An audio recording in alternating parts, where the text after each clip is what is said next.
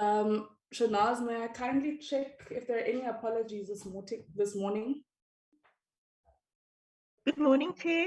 The only apology is that still standing was the one we received from the minister that he's out of the country. And then from the member side, just Dr. Kamalu will leave the meeting earlier today at around 11. That's the only apology, Chair. Thank you very much, Shanaz. All right, honorable members, thank you very much for availing yourselves this morning.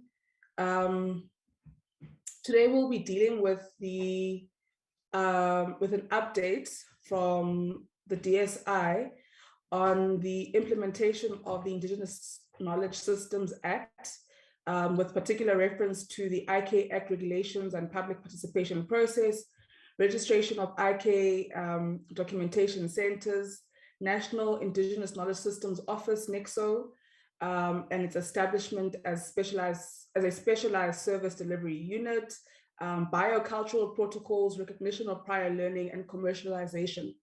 I believe the DG is on the platform, if I'm not mistaken. I do see him. Colleagues, this is a follow-up meeting. It's an update. We've been doing a lot of work as the portfolio committee on the IKS Act, and I think it's something, DG, that the committee has been extremely passionate about and committed to in ensuring its implementation. And I think even during the times of COVID, we were concerned on whether or not that work continues to take place in terms of promoting and protecting Indigenous knowledge systems. Of course, at that particular time, our main focus was on traditional medicines, as we were, of course, referring to or responding to COVID. But of course, what we must continue to appreciate is that when we speak about IKS, we speak beyond its medical component. And I think many of us tend to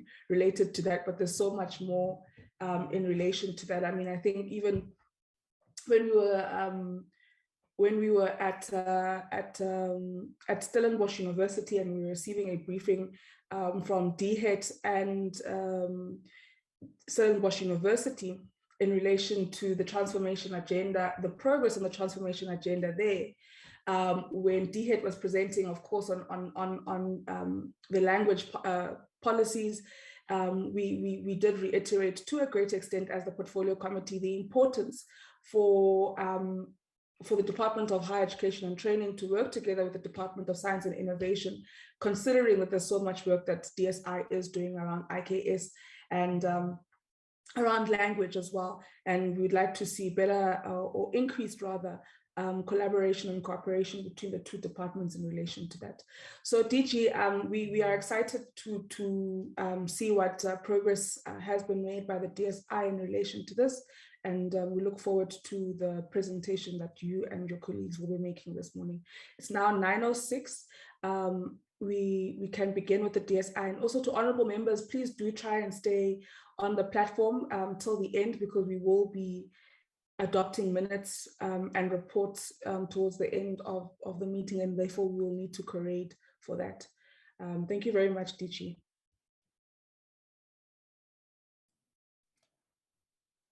Yes, thank you very much, Honorable Chair and honorable members. It's always a great pleasure to engage with yourselves. I won't be long. I'll ask Professor Seleti to take you through the presentation, but as you are on the progress that we have made in the implementation of the IKS Act. Just to give you maybe 2 or 3 highlights, next week or next month, we've already been to the cluster and we are going to Cabinet to share with Cabinet the progress we are making in terms of how to regulate this sector. Today, this afternoon, I'll be launching the Indigenous Knowledge Registration System, which we will be doing here in Pretoria at the Fire and Ice as part of, again, the work that we're doing. That's very, very important, because if you haven't registered, and we cannot claim that the knowledge belongs to either yourself or a community, then when there are benefits sharing further down the line, it becomes difficult to get involved in that. 2 weeks ago, I think I launched a workshop on the recognition of prior learning in KZN. And yesterday, I don't know if some of you had the opportunity to listen to Professor Gilbert Matsabisa from the University of the Free State, where they were excited about the lab that they have opened up and where they are doing clinical trials on some of the IKS and natural products to treat COVID-19. So the progress is phenomenal, Honorable Mkhatshwa and the rest of the members. We are very, very excited about this work and that we have stayed the course. So I'll hand over then to Professor Seleti. I may disappear, Chair. I've got a vaccine meeting around about 9:30, but I hope I'll rejoin, perhaps just to pick up on the Q&A later on. Thank you very much, Honorable Chair. Professor Seleti, could you then take us through the updates? Thank you.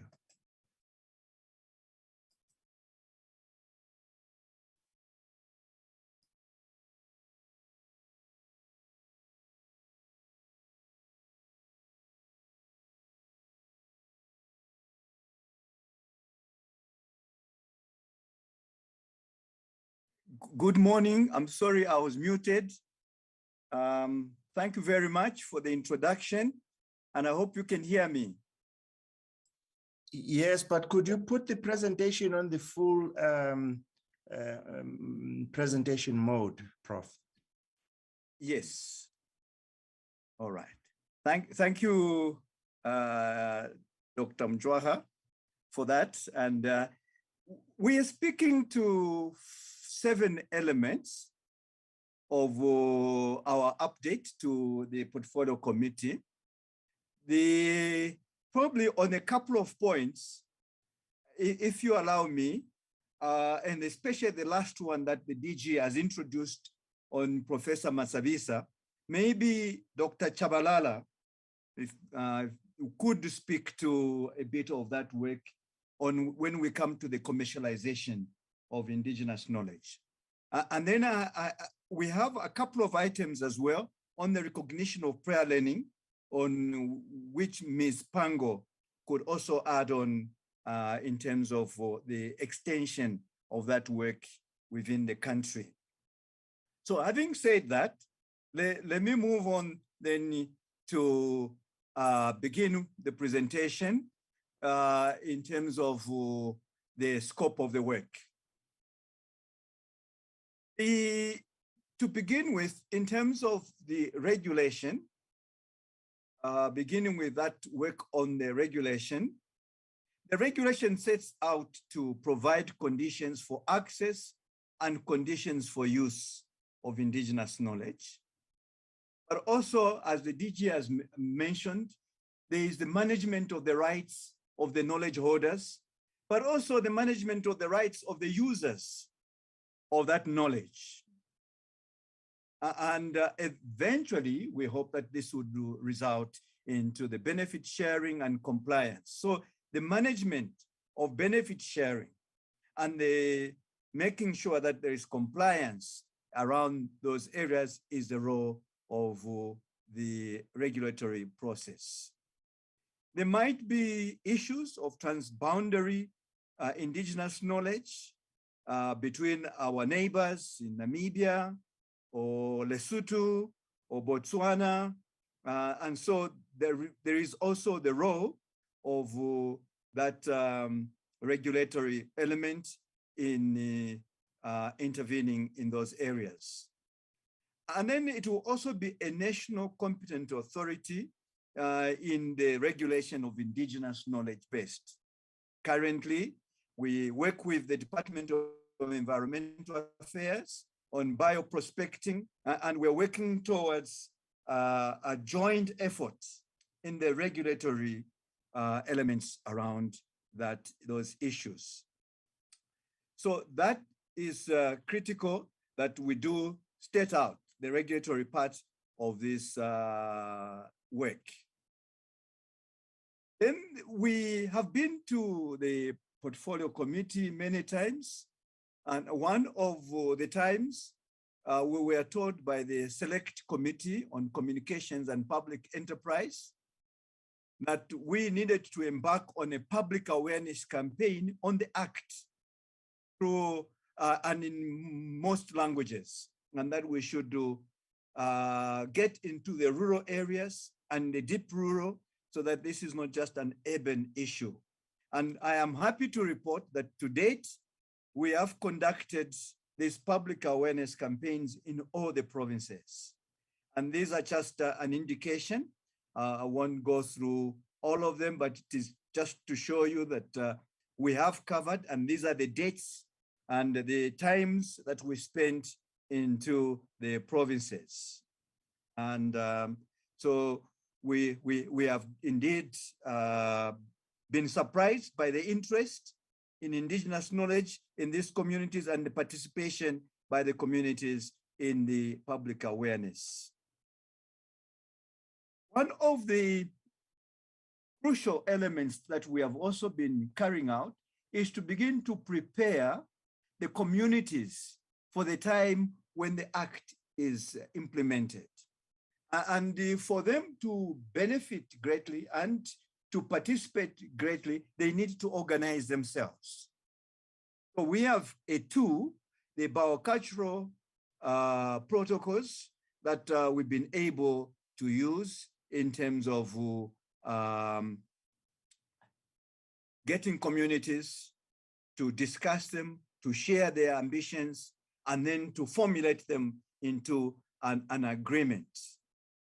So these are developed through participatory decision-making processes within communities and are based on communities' customary norms, values, and laws. And then we translate them into an agreement. So before the regulations on the IK Act are implemented, the biocultural protocols should be in place to empower communities on how to engage with third parties. And so we have also been carrying out this work. Just as a summary, where have we been in terms of conducting the biocultural protocols? It is not even, you can see that in a couple of provinces, there has been a lot more work. And I think that Honorable Mutsasi will be pleased to note that I have 16 communities in the Eastern Cape and 16 communities in KZN, as we note the progress made here. There is also 16 communities in Gauteng which have been covered. So this is a great success to have been able to bring in so many communities with biocultural protocols, workshopping them around that. It's a great feat, and I think that we should put that down as one of our great achievements. This is just some photographs to show the participation and where it has been happening. And so is that, and very animated, as you can see, active in the activities. So it's been really a worthwhile activity for us. Then I would like to begin to focus on the regulations, just to cover where we are. It's not, we started this work we've done it internally. Maybe this is another important point that we should stress.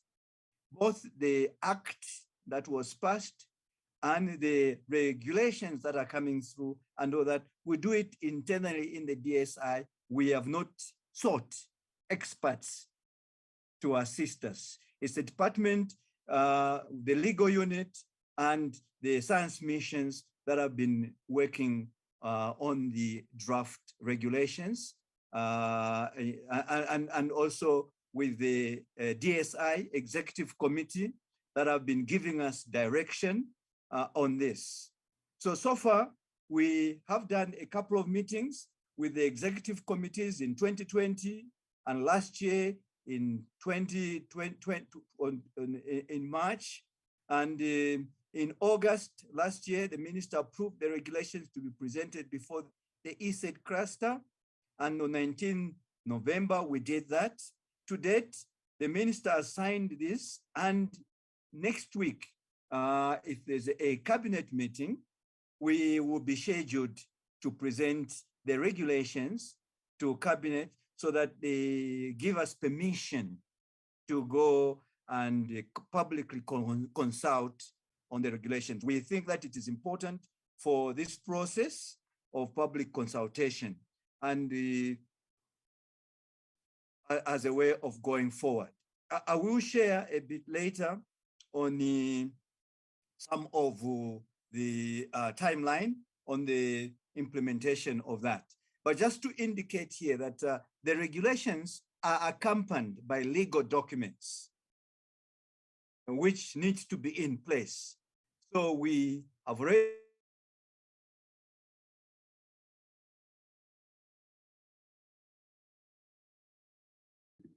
may I check if that's my network or Prof. Seleti's network? No, I think we're together this time. It's together. It's Prof. Seleti. Prof, your network, I think, is giving us challenges. You've just gone quiet.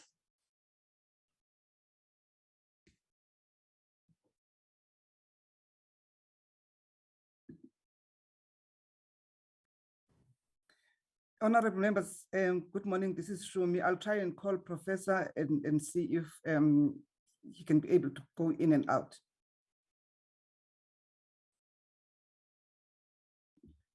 Okay, thank you for that, colleagues. I guess we will just be a bit patient while we try and fix that particular challenge.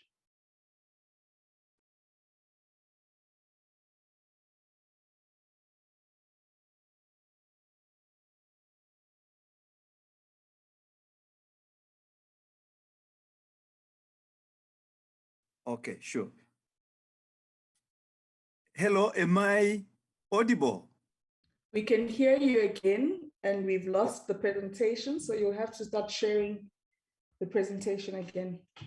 Okay. Let me.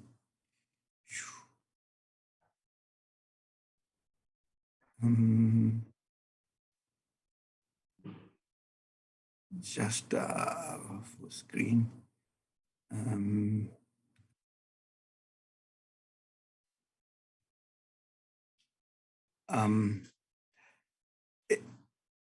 Can you see the presentation again? We can see the presentation, and it'll just require that you put it in full presentation mode. No, thank you. All right, I think we're fine now. All right. I was on this slide, just indicating that we have completed this work and that this will be digital documents on the portal that the DG is going to launch this afternoon on the Indigenous Knowledge Registration. Prof? So we're cutting off. Apologies. I think I was trying to wait for the application to open in full presentation mode, but it's not. So if you can try and click that button again. Okay. There we go. We are back in the presentation. We are fine now. Thank you. Okay. No, thank you very much, Chair. And I was just saying that we have completed this work and it is in digital form, and we'll be able to load it on the portal so that anyone that is working in this area, there's no time wasted.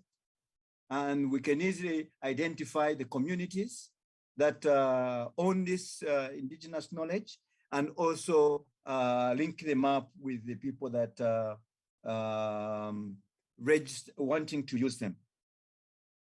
And we'll wait for this until the regulations have been approved and they are ready to be implemented.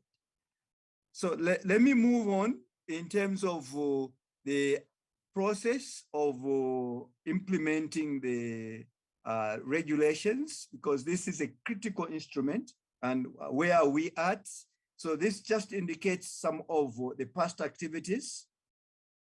We've had an opinion from the office of the chief, the OCSLA office, that's about from the Department of Justice, on their legal opinion on the regulations. We've got that. And we, of course, have indicated that we're going to cabinet. So all these processes have gone through. And then we hopefully, after we've gone through cabinet, we'll then arrange for this process to go public.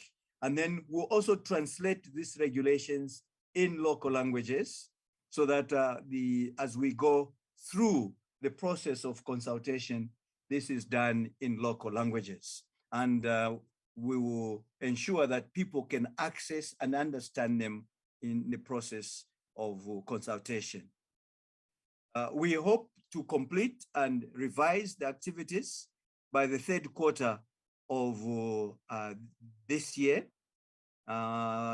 Considering looking at where we are at, this is possible, is a feasible arrangement. And then we will get them back to the minister and hopefully get them back to you as a portfolio committee towards the end of the year. And in the first quarter, we're hoping that we will have completed the process in line with the intended purpose of launching the SSDU on 1st of April, 2023. So that is the roadmap on the regulations. We've shared a little more in detail on this one because it's an important instrument. We cannot open an SSDU without having the regulations in place. Now, I've already made reference to the service delivery unit. We have had discussions and work done by the GTAC, who have prepared a business case. So we have gone through to activities within the committee where the National Treasury, the DPSA were convened, and they requested for 2 items to be completed, and we returned to them: the funding model for the SSDU and the service delivery plan. These are complete, and in the next EXCO meeting of maybe the 4th of April, we will present this so that we can take it back to the DPSA and National Treasury Committee to further process them in terms of finalization of the requirement for the SSDU. So we think that we'll also be making good progress on that. This is just a summary of the activities that have been done, the feasibility study, the business case, the interdepartmental committees that have met around this, and the funding model and the service delivery plan. Having covered these elements, I wish to move on to the registration of indigenous knowledge. This serves the purposes of recording, preserving, protecting the knowledge of indigenous communities so that it can prevent biopiracy and exploitation without benefits going to the community. It aims to ensure that the socioeconomic benefits arising from the use of communal indigenous knowledge resources will flow back into the local communities who are the generators and custodians of this knowledge. So in terms of the Act, this registration will be facilitated through a curator who will be appointed for that work. We have achieved 2 major activities. One is to transfer the IKS registration system to the Data Intensive Research Initiative of South Africa, DIRISA infrastructure. This is a safe place in terms of cybersecurity and also the capacity to store this information. There's a limitless capacity there. So the IKS documentation will be based on DIRISA around that issue. And we must also indicate that the system has been tried and we have synced the information on the central system by September last year.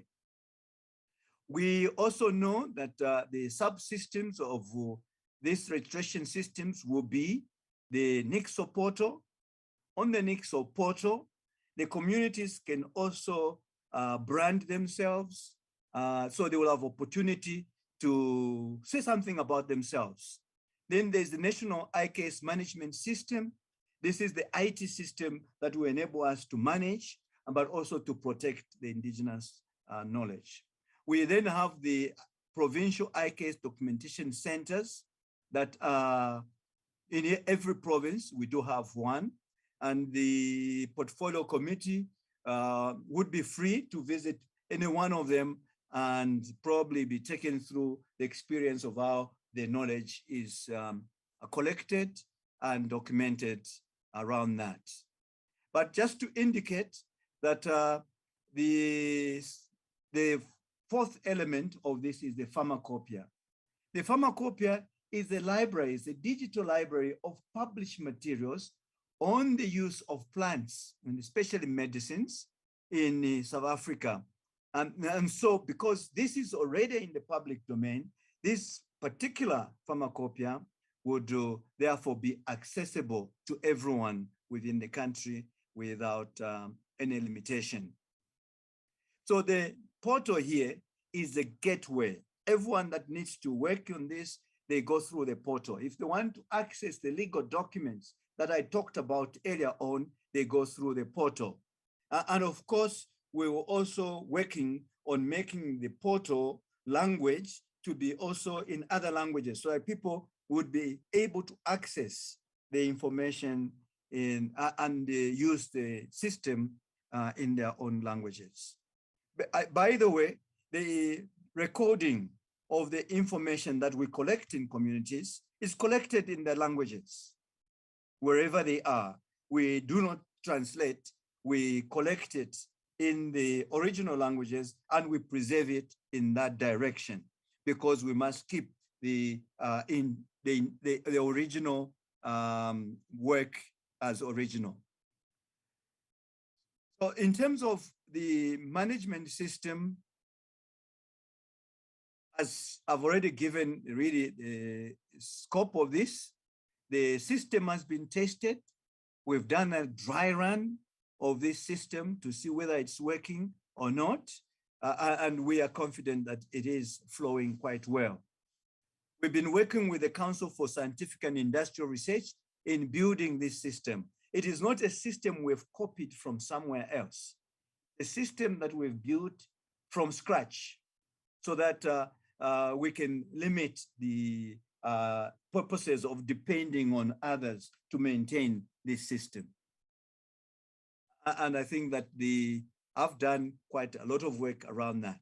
What is it that is in the system at the moment? It has covered over 2,000 IK holders.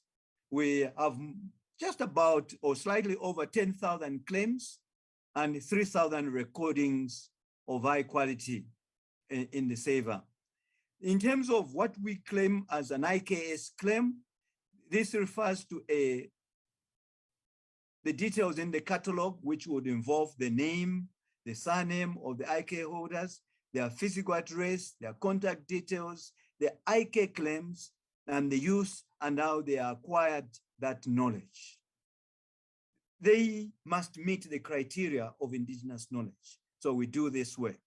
And then the IK recordings refer to the full details of the catalog claimed, the information that they give, but also they go into the field and take videos of the materials that are being used, and that is kept as part of the information so that in future we know what this is referring to. The report of this system is that it will be launched by the Director General this afternoon, and we hopefully, there are two aspects of it: a pharmacopoeia and The portals will be open to the public. But the recorded indigenous knowledge, we need to get the regulations in place for them to begin to access that information. We hopefully that the users of this information will be researchers, industry, and communities themselves, but there will be protocols to access that confidential information. But all those instruments will be available online to make the process short and efficient. I will move on to the one more area of our work, which is a very challenging piece of work. The recognition of prior learning. We've already reported in the past that this was part of our IK policy, which emphasized that since this knowledge had been marginalized and had not been part of the national qualification system, we needed to find ways in which to bring it in. So the Act outlines the purpose of the recognition of prior learning and the instruments that will be used. So in order to enforce this, it will require assessors, and therefore the process sets out the application process on how it can be done. And also we've been working on the criteria and that the assessors will need to meet in the areas of their specialization.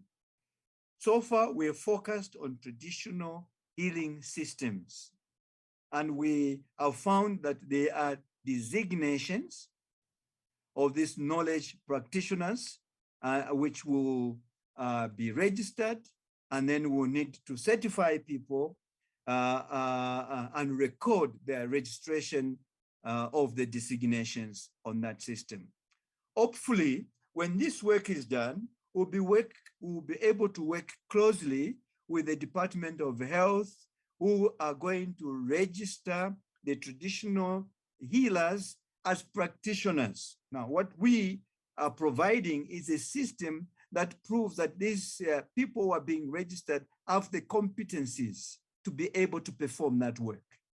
So we are more on ascertaining the competencies. So this will facilitate the work of the National Department of Health as they go forward.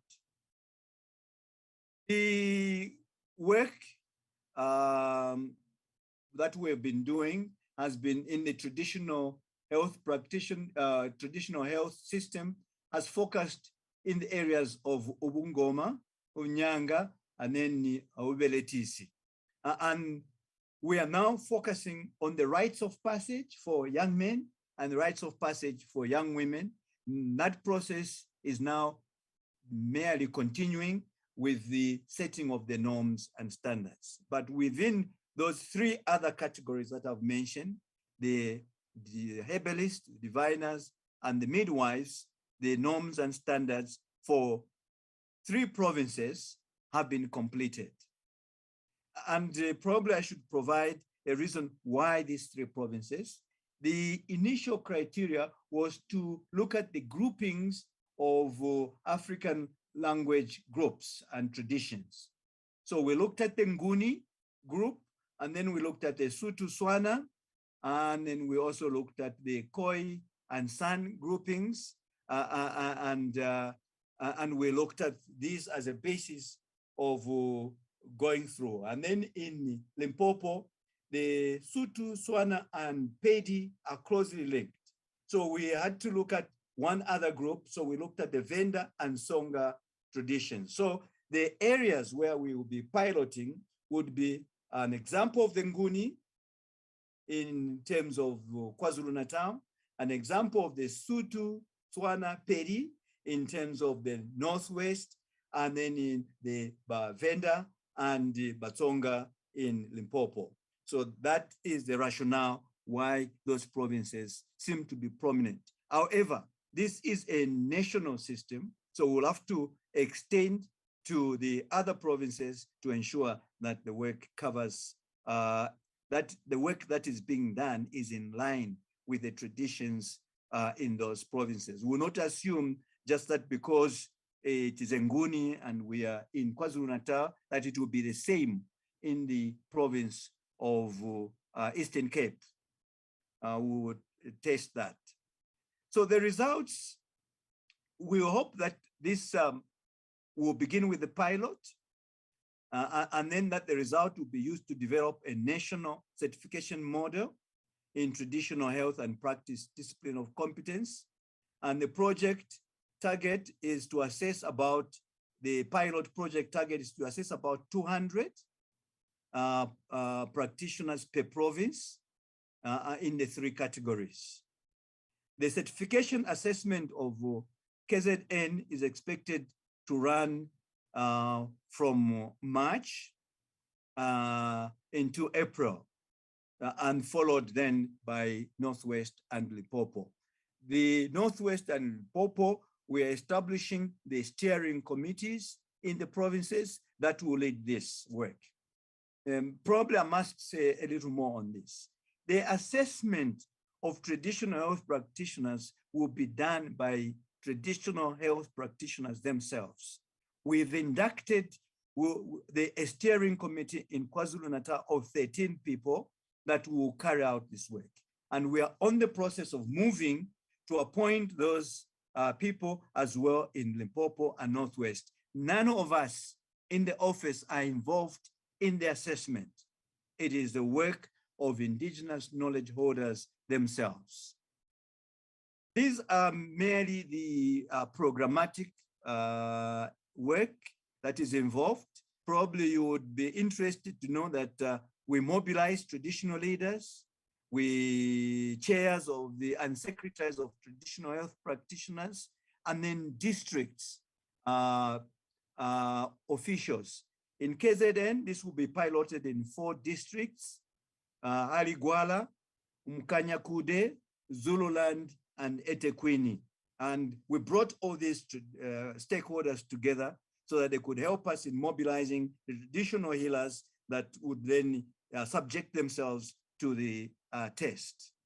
And the complete process is that by June, we expect that the report on KZN will be completed and submitted to the minister. And then we'll move on to work in the Northwest and also in Limpopo, and we'll follow the same process that we are going. And we hopefully that by September, this work would also be concluded in terms of the piloting. There is some work that still needs to be done. These are just the instruments. We have spoken about the steering committees.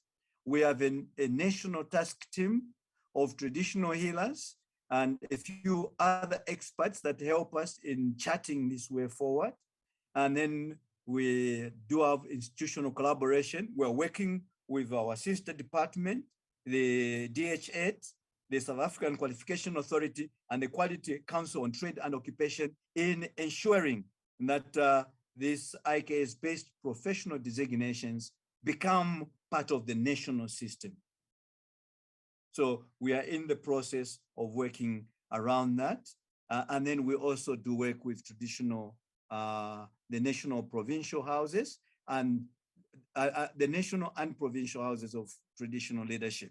So it is based in the structures that are recognized as custodians of this work. So going forward, we'll focus on formalizing the agreements between DSI, SAQA, and QCTO, completing the pilot in the 3 provinces, and engaging, continuous engagement with various sectors of society for the interfacing of these developed competencies. It is probably at this stage that as we round up this work, I would like Ms. Pango to talk about further work beyond traditional healing that we have commenced working on in the department. Just maybe 2-3 minutes, Shumi. Thanks, Prof. Good morning again, honorable members. I think Prof did indicate that we have identified 16 disciplines that fall within the scope of the recognition of prior learning. And I'm just going to mention a few. And we have identified Indigenous mining. We have identified Indigenous architecture and technologies. We have identified Indigenous astronomy. There's governance, there's education, there's cosmology as well. But in trying to test the feasibility of this exercise, we have chosen 3 disciplines, namely the Indigenous mining, the Indigenous astronomy, and Indigenous mining. In the last week of April, rather of February, we were in Mpumalanga, Piet Retief, where we conducted a workshop in Indigenous mining. We did this in collaboration with our partner, University of Northwest, and they have students there that have enrolled in our program in Bachelor of Indigenous Knowledge, specializing in Indigenous mining and metallurgy. You would have marveled, honorable members, on how these 2 systems interface, because we also had the conventional mining experts who were able to say to us, in some instances, they would count on the communities for the communities to assist them in identifying where they would find the minerals that they are looking for. If it's gold, they know where exactly to locate that. And that was backed by the theory that we got from the students who are doing Indigenous mining and metallurgy with the University of Northwest. Regarding the Indigenous architecture and the relevant technologies, we came up with a concept of smart village. This is now responding to the socio-economic challenges that we find in our rural areas. And this has a bearing on the collapse of the inner cities, where people from the rural areas will come to the inner city in search of jobs and opportunities. Now, we're trying to respond to that, to say, let us bring all the facilities in the communities through using Indigenous architecture, putting culture in the center of that, and using Indigenous technologies. So we have partnered with Tshwane University of Technology. And I think I would request the members to invite us one day to present specifically on the smart village. On the 15th of March, we were invited by the provincial legislature in Eastern Cape, where we presented the concept. We were invited specifically by the portfolio on economic development, which is chaired by Honorable Ndamase. So we presented the concept. They were so excited about it, and they promised that they are going to invite other committees as well, so that they own this project and budget for it in trying to assist, because it involves a lot of disciplines: your roads and transport, your water, your energy and agriculture, health. Everybody has to be on board. On the 16th of the same month, we were presenting at OR Tambo Municipality, and the mayor there made an undertaking that they want to include the smart village concept in their IDP strategy. And in response to that, immediately on Monday, the following week, we were invited to present before the REDP on this, so that we get the buy-in of all the involved departments, and they see themselves on the smart village and how then they budget for this.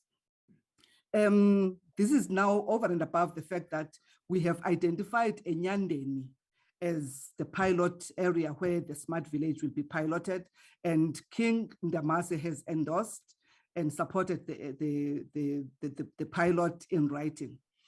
Lastly, we have identified the Indigenous astronomy. We had a feasibility or fact-finding mission in November last year, and we identified an area in Mpumalanga.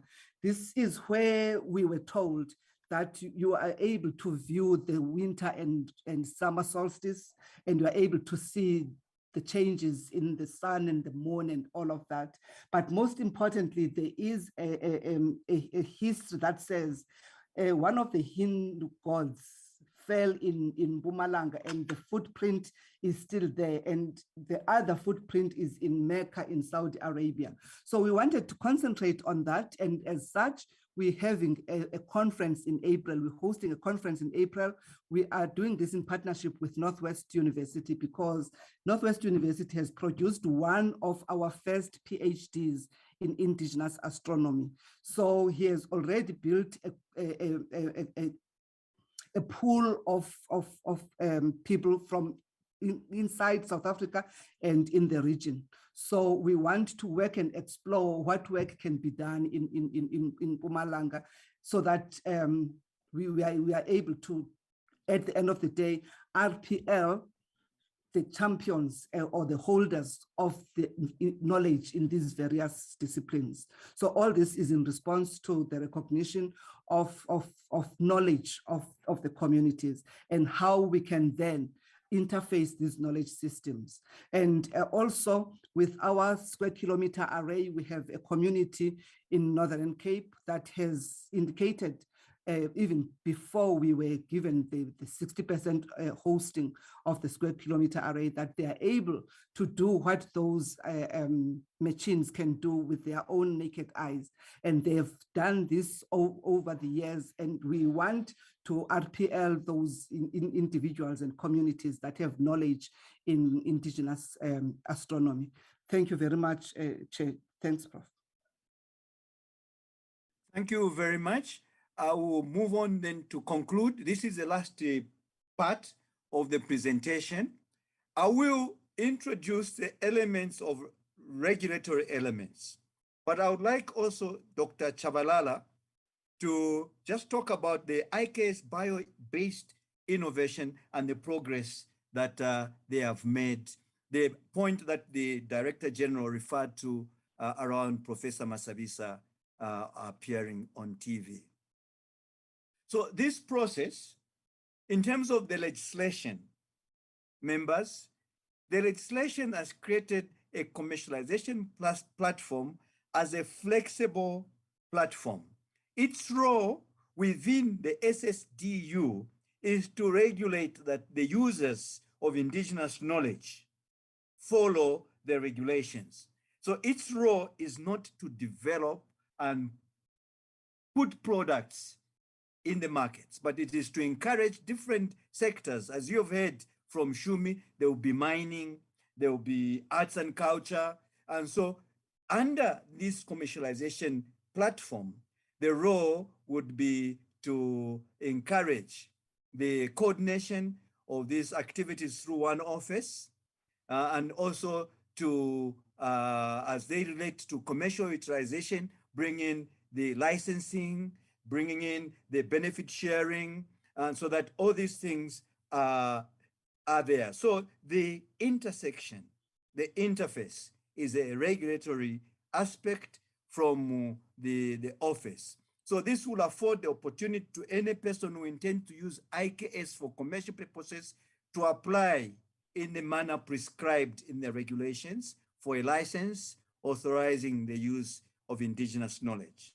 So it will be no longer just people going ahead without having a process that they followed.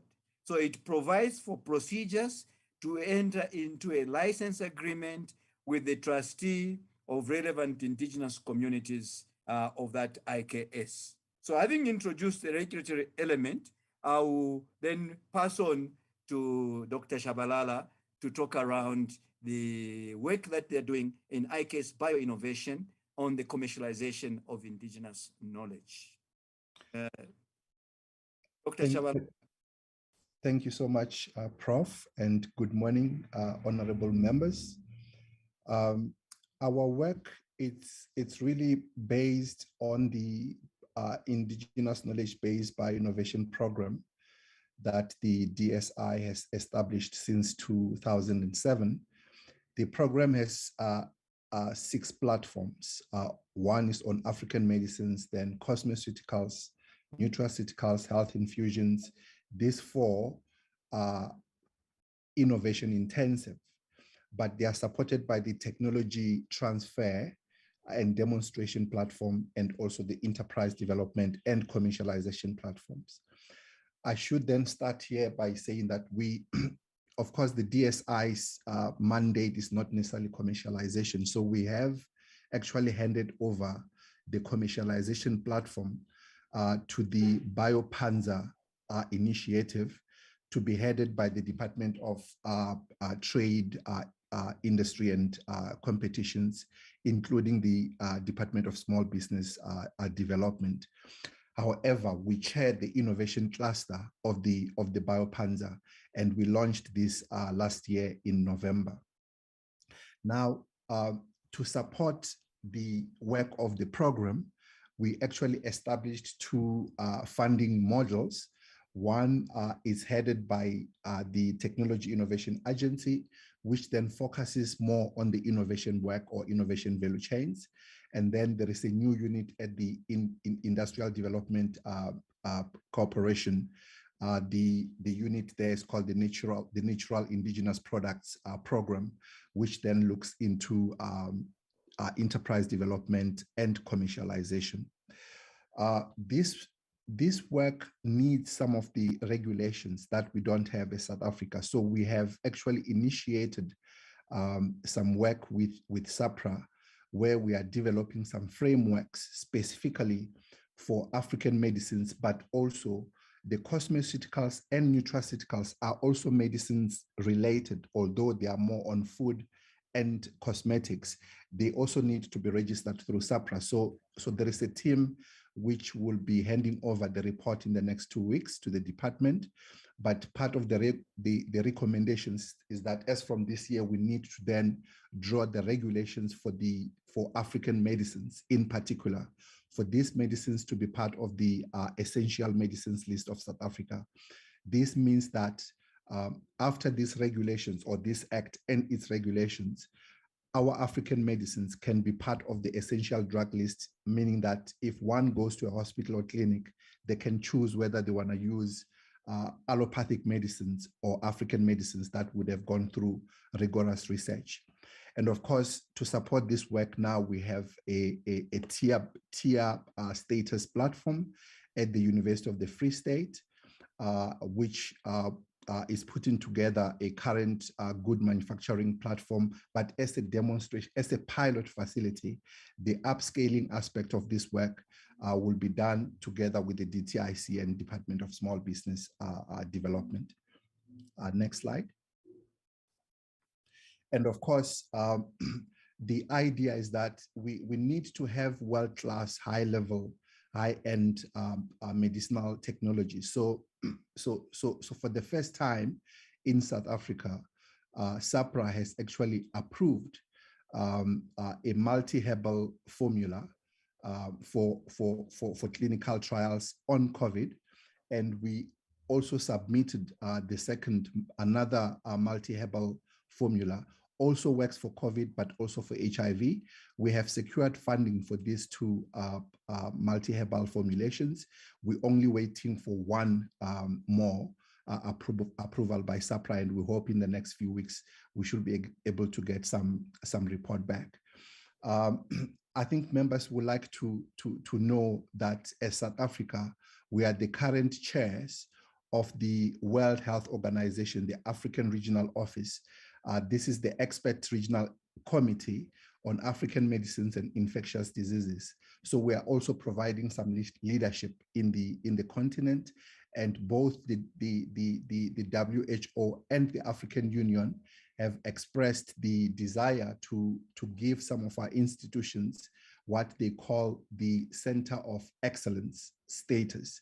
So we are in the process of actually doing that work with the World Health Organization. We just about to graduate up to 40 small medium enterprises that go every year. We train up to between 40 and 50 small medium enterprises in an intensive 6 months entrepreneurship course, which is run by the Innovation Hub. These are the various small medium enterprises and cooperatives that are part of our IK-based bioinnovation program.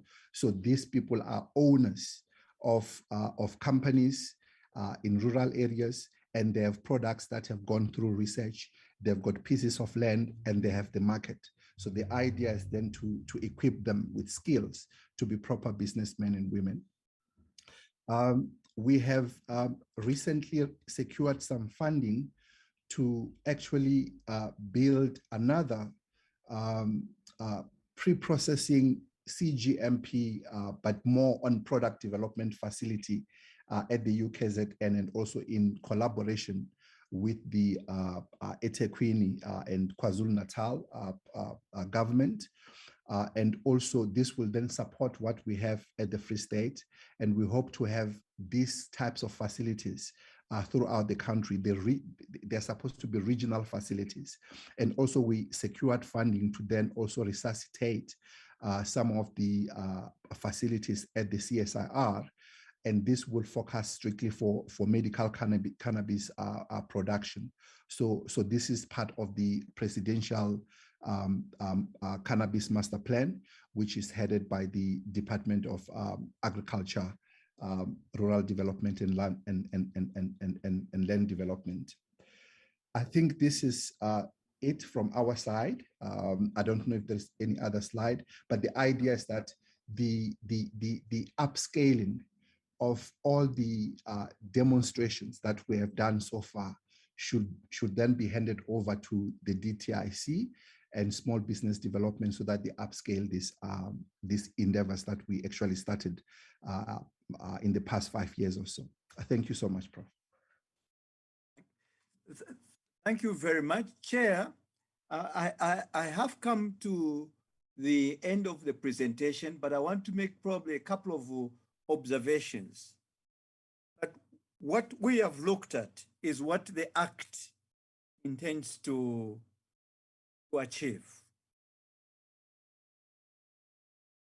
Am I still audible, Chair? We can hear you, Prof. No, thank you very much. So this is, in all aspects, we are not going to begin activities to implement. There are activities that are already in place. Whether it's the regulatory instruments that are to be used, we are done with those instruments. Whether it's the IKS registration, we are launching that today.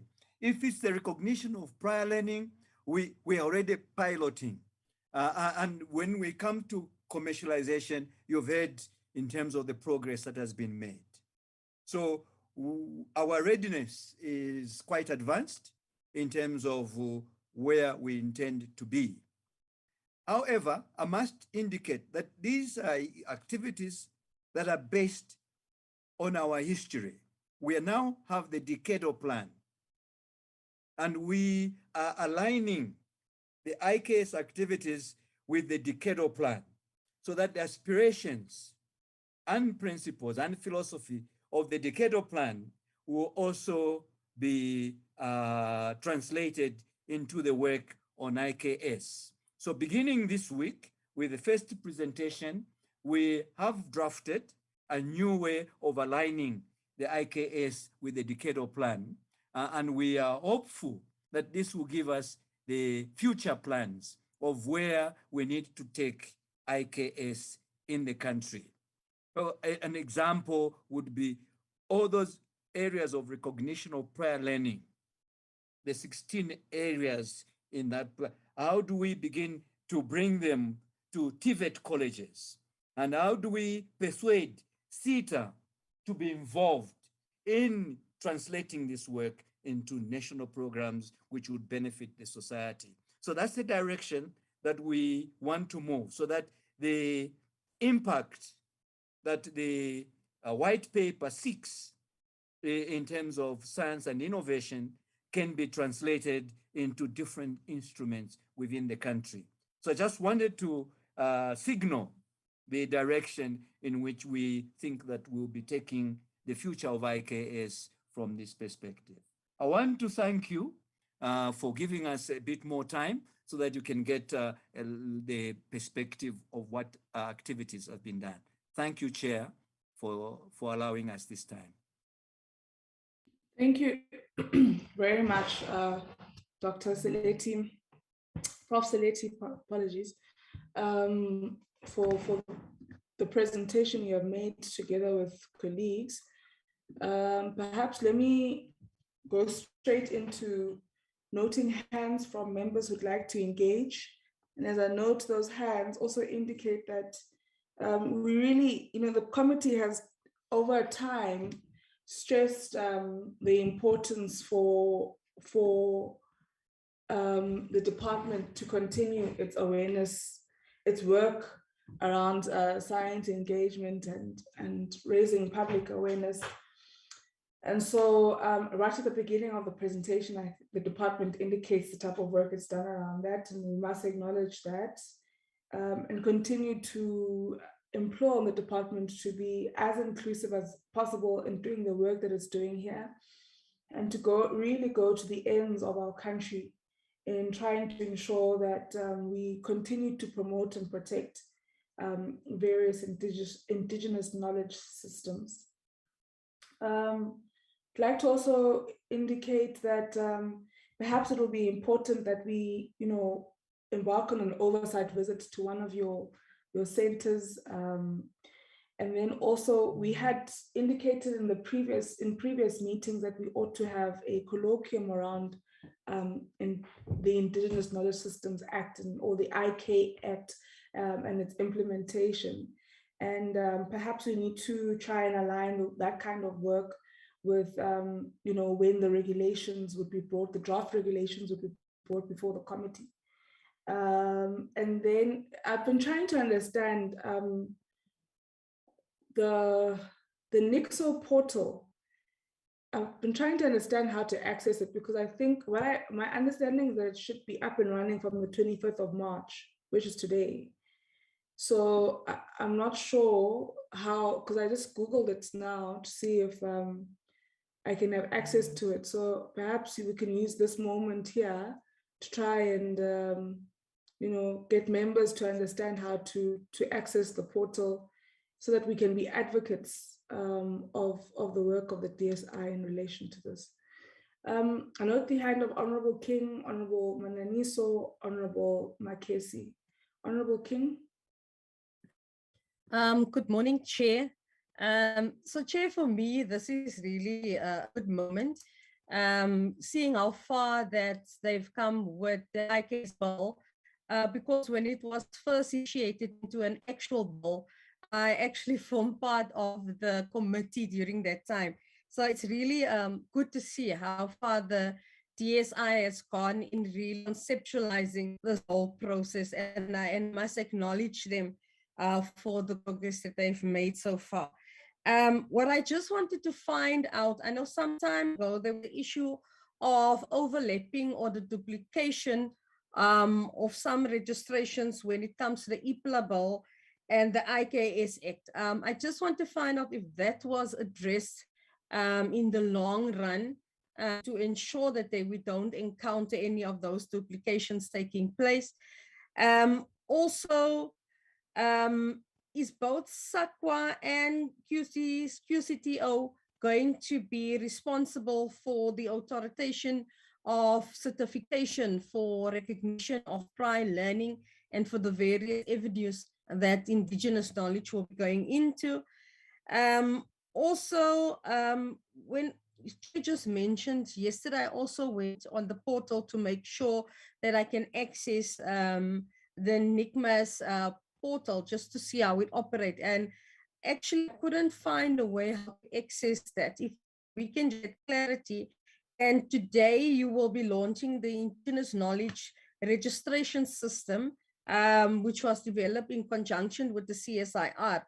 Congratulations on that, but is that going to filter into the NIKMAS application, or is it the replacement for the NIKMAS portal for them to register the Indigenous knowledge on there? Also, the last thing is, if you look at UKZN, you are talking about for the cannabis production with CSIR, have there been any consideration given to incorporate the Eastern Cape University of Fort Hare into this program considering the capacity of cannabis production in the Eastern Cape, and why was a consideration as a pilot project only given on the 3 provinces, considering when this IKS bill at the time was considered, we had a lot of input from the various Khoi and the San communities.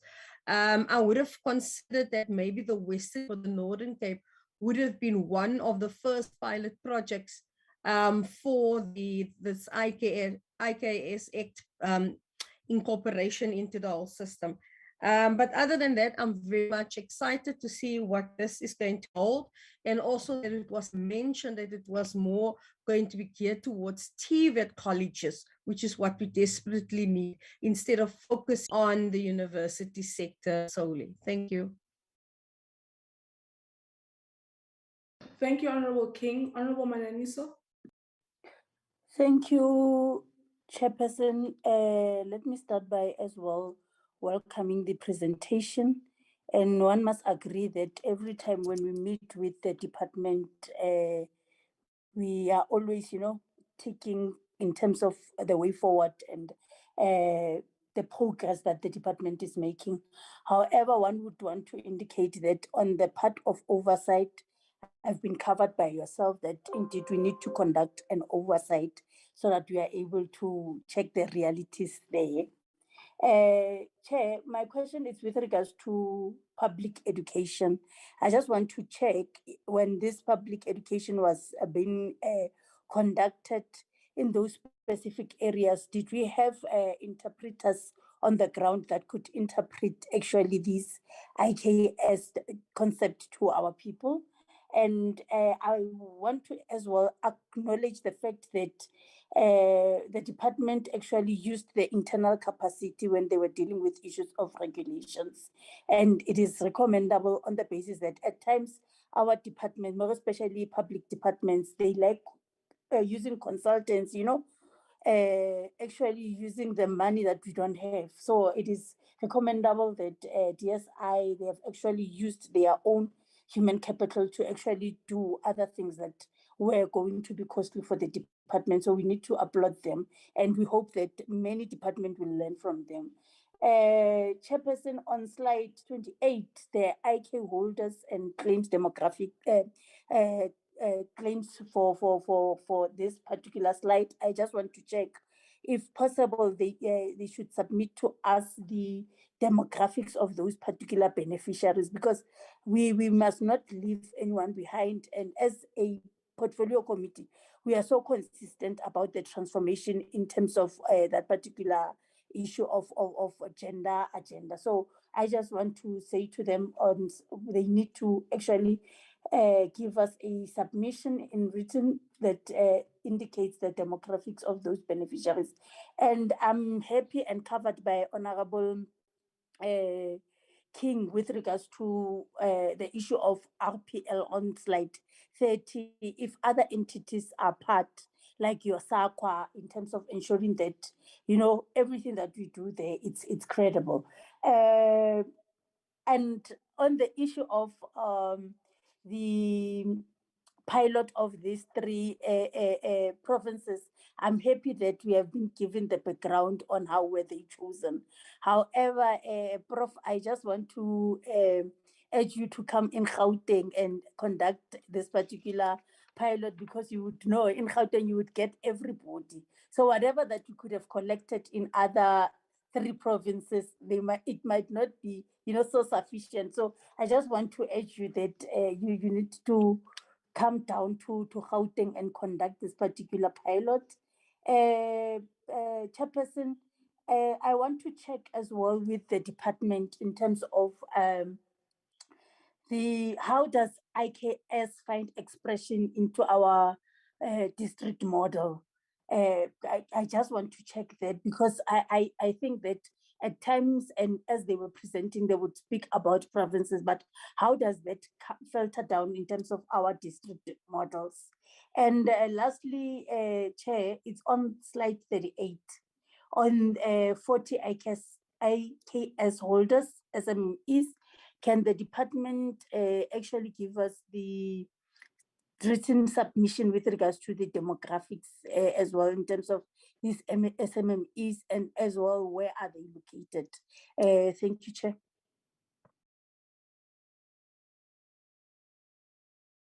Thank you very much, Honorable Mananiso. Honorable Makesi, followed by Honorable Boshoff, then Honorable Mahlatsi. Thank you, Chair, and good morning to everyone. I just want to thank the department for the presentation. It was really worth listening, and also, thank you for the opportunity that we can actually engage with them. I just want to congratulate, first of all, the University of the Free State on the lab that they've opened. I wish them the best on their venture on clinical trials. Being my university and very close where I live, where it's very close where I live, and I hope I'll be able to go and visit the laboratories just to see what the work that they're doing. And I hope that my former professor, who was very much vocal about traditional medicine, that he did take part in it.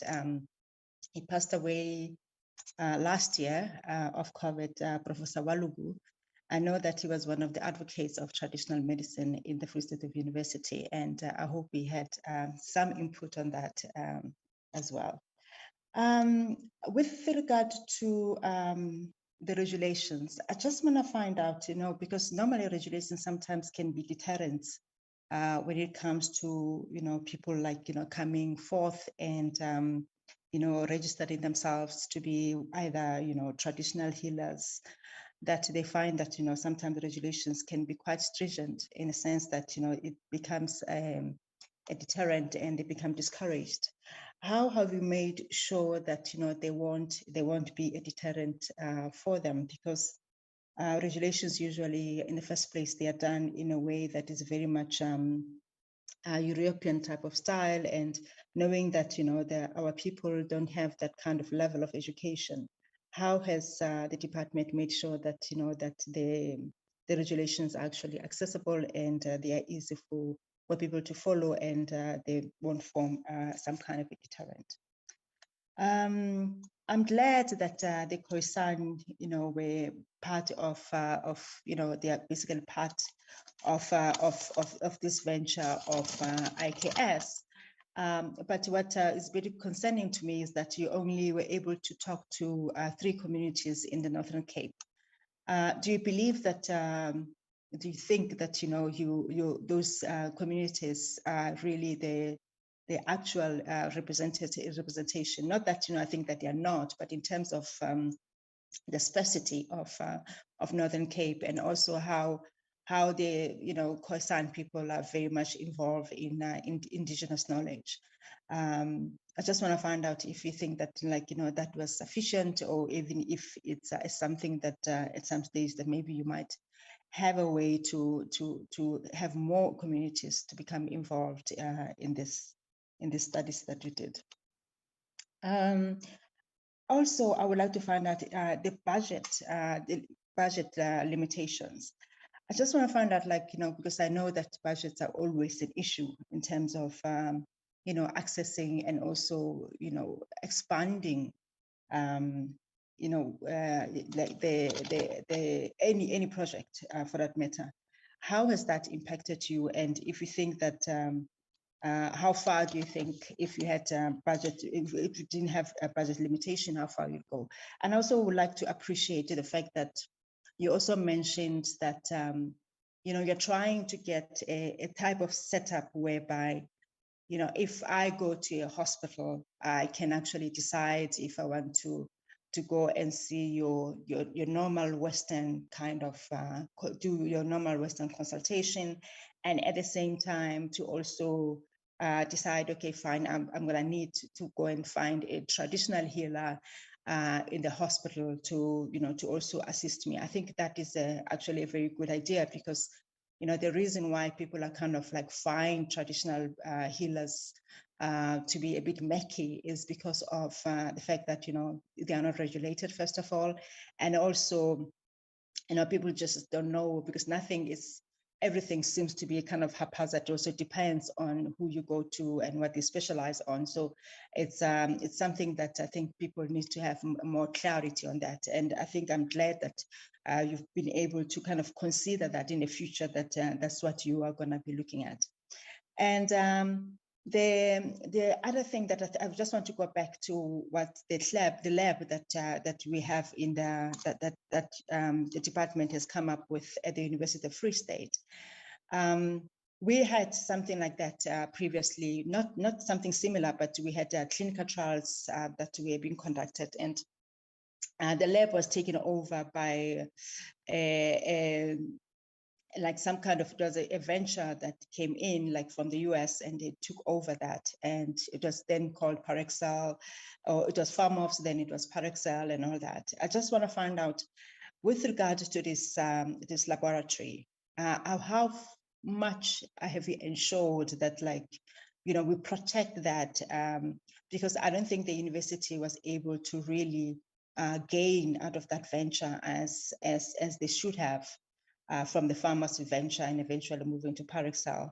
So, but how is ITA ensuring that it protects any venture capital deals that can come out of that, to ensure that, like, you know, the university does benefit, and also the department doesn't lose capital from that venture, that it is done in a way that it can benefit all stakeholders that are involved. Thank you so much, Chair. Thank you, Honorable Makesi. Honorable Boshoff.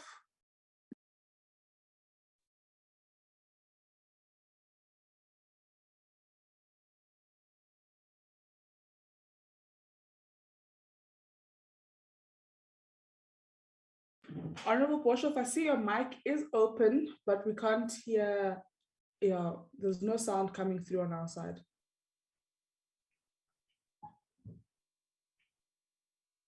Perhaps you could consider logging out and logging back in.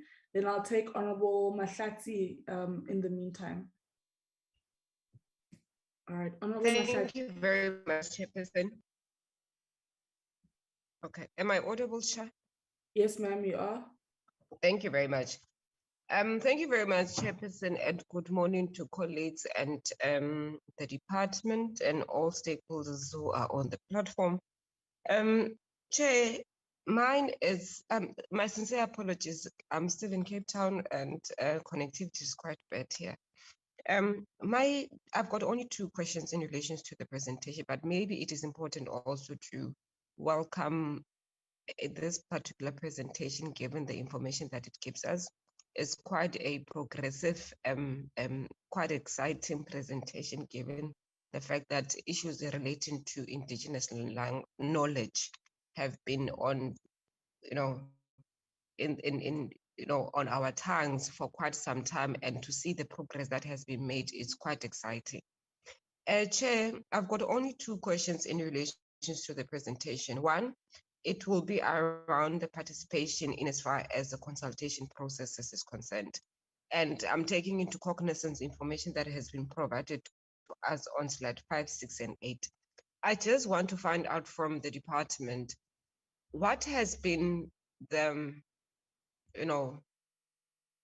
reception of our communities in relations to the consultation processes.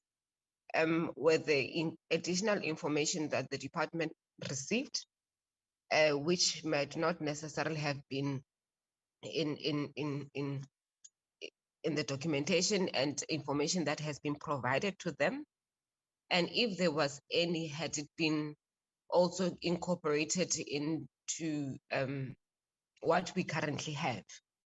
Number 2, it will also be around the numbers in as far as public participation or consultation processes have that have taken place.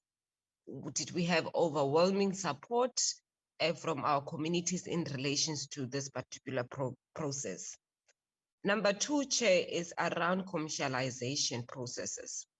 I want to find out from the department, given where we are in as far as advancement are concerned or progress is concerned, how will the department protect, you know, this indigenous knowledge to a point whereby our people do not lose out in as far as the end product is concerned. That your big manufacturers do not become the highest benefactors in as far as the process is concerned. I think this thing, being mindful of what has been said about the cannabis being led by the Department of Agriculture, Land Reform and Rural Development, that cannabis has been part of the African culture. But with the advancement that we are making, there is a you know, a possibility of commercialization of the cannabis benefiting the big industries. Moreover, our small, medium enterprises, you know, our people on the ground. How does the commercialization of indigenous language get protected, not subjected of capital to a point whereby big manufacturers are the ones who are going to become big, are going to be the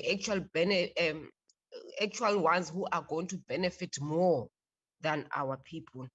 And Chair, the last one is on the University of the Free State. I think we ought to you know, really appreciate the work that the University of the Free State is doing.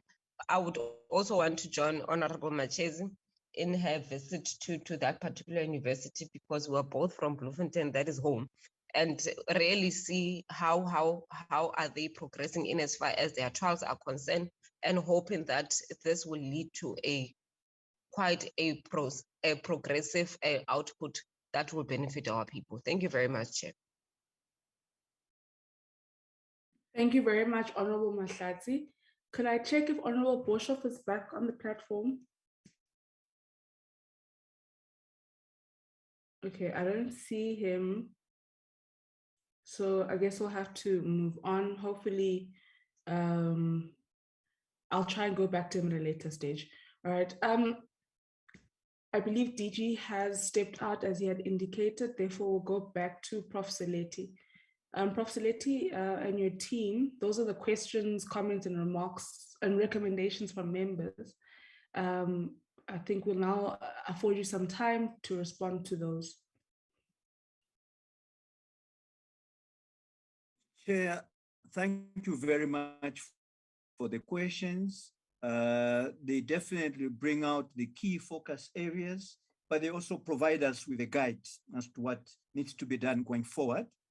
My intention is to probably ask Ms. Carol van Wyk to pick up all the questions around the IKS portal, which were raised in terms of, from the chair, in terms of the accessing of that. And it was also repeated by Honorable King around that area. So I would want to ask Ms. Carol to do that. And then there are questions around the public awareness in terms of just the processes of consultations, and also the response from the participants to those activities. I think I would like to ask Ms. Pango to handle those issues.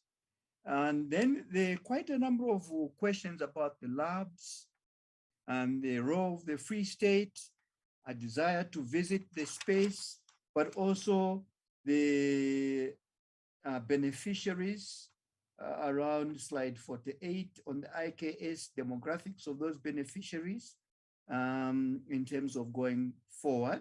I think I would want to leave that to Dr. Chabalala to tackle.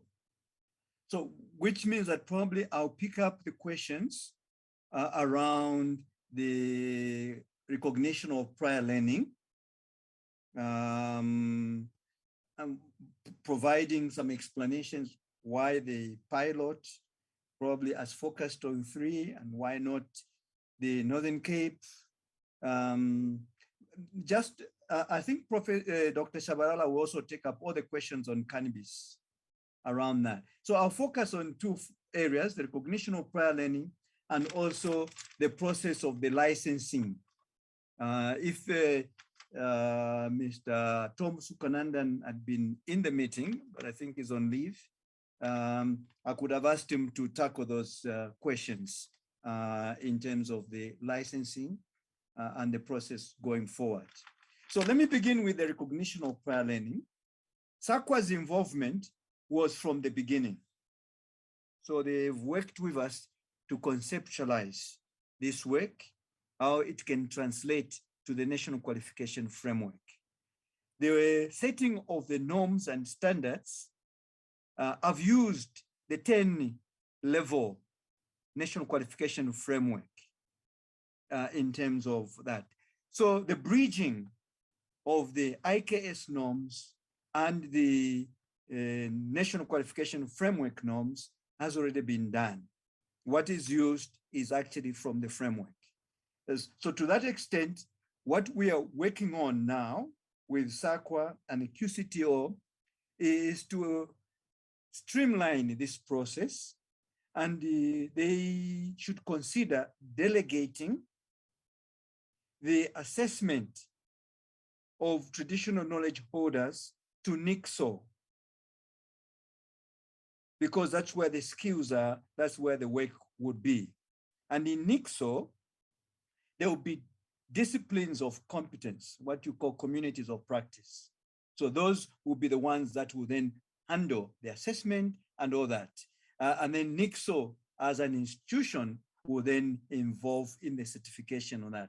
But that needs to be delegated by SAQA and the QCTO. So the work that is continuing is around that process in that direction.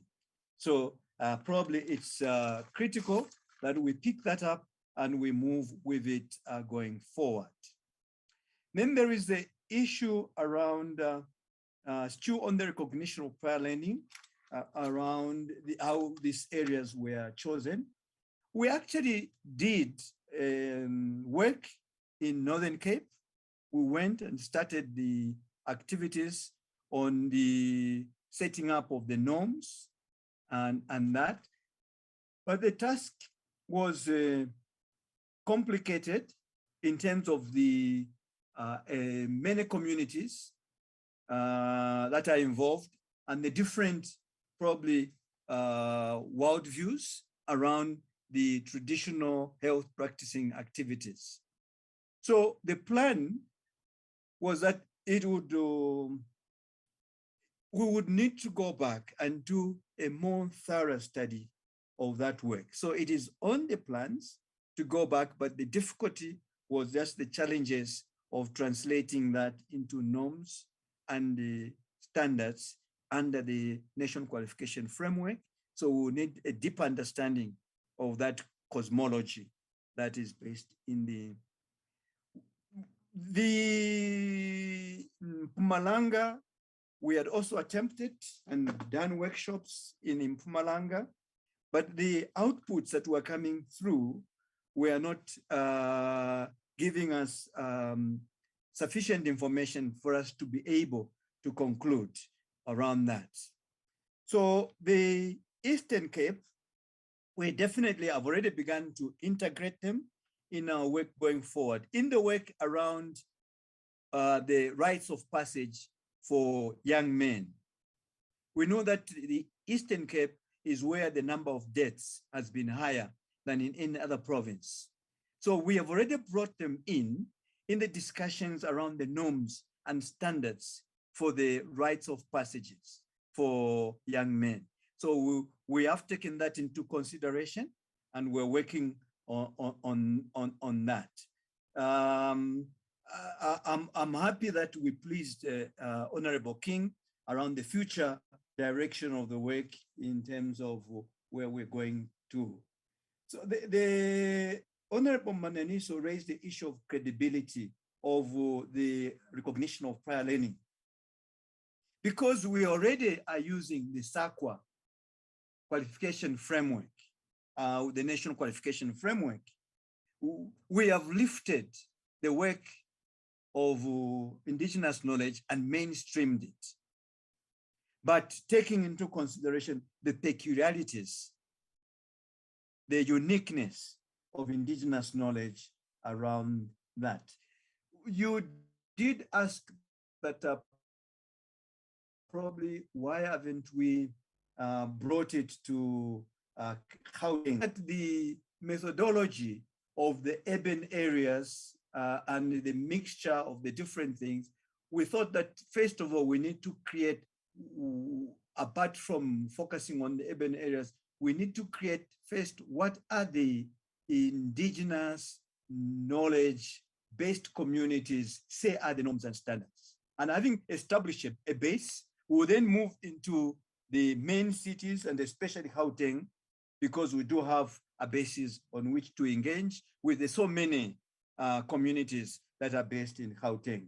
So we, as Q coming through, we are close to having the norm of using that as a template for going through that work.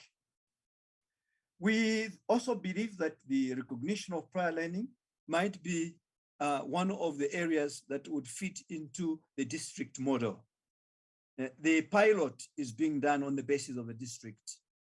So we hope that working with the provincial governments, since this is a Section 76 Constitution Act, we'll be able to mobilize the provinces to be co-owners of this work and translate this into the districts. So I think that's the range of questions that have been asked on the recognition of prior learning.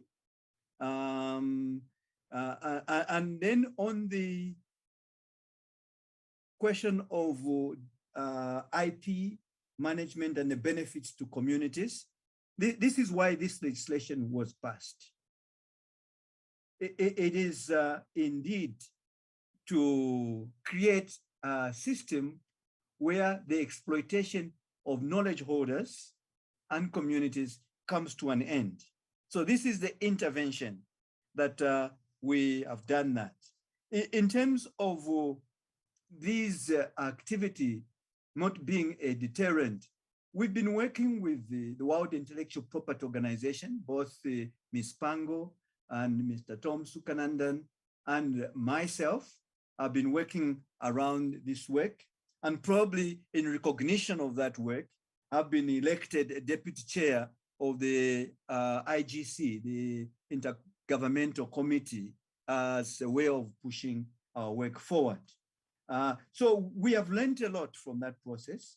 We have tried to make this process seamless by making all the tools that will be required to be digital, but also to make sure that the knowledge about where the communities are located, where we can find them, is also through a touch of a button. We can search and find out where they are, so that if they have to enter benefit sharing agreements or transfer of material agreement, the people are there. This is not a deterrent to the system. This has been the arguments that the United States and the European Union have been using to try and prevent the achievement of the protection of indigenous knowledge at the WIPO. So we have taken those discussions and made sure that our system answers them before we get into that. So I think that I will stop there in terms of the general questions around that. On the exploitation or the beneficiation of these activities, not reaching out to the communities, we trust that this system will work with Dr. Shabalala, will work with any other person, maybe even in mining, to ensure that we regulate that process. So the last question I would attend to, we would appeal to you as the portfolio committee, indeed, to speak to our national treasury. This act cannot be implemented without additional resources. I know that these are a time of austerity measures, but this act cannot achieve its goals without additional resources to make it a fully regulatory system. Two, it cannot work without additional resources to make it a sector by itself. As you can see, the promises are a lot. If I were to take an example of the recognition of prior learning and look at the birth attendants, that service that they provide from pre-pregnancy to the pregnancy and post-pregnancy, that required can provide a lot of services and new sectors of activities from the abilities. So we think that the recognition of prior learning has the potential to translate into meaningful economic activities, in as much as the IKS bio-based innovations will do through the opening up of these activities. But to do this, we really need new resources to be able to carry out clinical research. It is costly, and all this would require new financing. At the moment, we definitely will face this as an impediment in the implementation of the Act, should there be no resources. It's a huge risk. I thank you. I want to then hand over to Carol to look at the question of the portal access and what is it? Probably you can provide us with that explanation. Carol Van Wyk. Thank you, Prof. Saleti. Good morning, honorable members. It's Carol. In terms of the question of the NIKSO portal, it is basically the landing page or the entry page through which a user will be able to get access to NIKMAS or the Pharmacopoeia system. So that portal will make information available of what holdings a user might see in the NIKMAS system, as well as any information that is IKE related that will be posted on the portal. So the portal is basically just an entry to those systems, and it basically creates the face of NIKSO in terms of the IKE Act. Honorable members were requesting that they were searching for the system and could not find the system. There's basically a reason why we've done that, noting that the system will be launched by the DG this afternoon. The DG will then switch on the system for users or the public to see. Now, the Pharmacopoeia system, what we've created there is a subscription where users subscribe to the system. It's currently not collecting any. We're waiting for the NIKSO office as per the IKE Act to be established to enable that. So users would be able to register themselves and the system would create usernames for them, and they will have to indicate the time period for which they would want access. So honorable members, we would be able to send you the URL for the NIKSO portal for you to browse and to see how you engage with the system. And at this moment on the NIKMA system, what will be made available is promotional information of communities where communities, those who were willing to promote themselves, you'd access information to that. So the promotional aspect of the system is an ongoing process with communities, as well as training them into how they need to promote themselves on the system.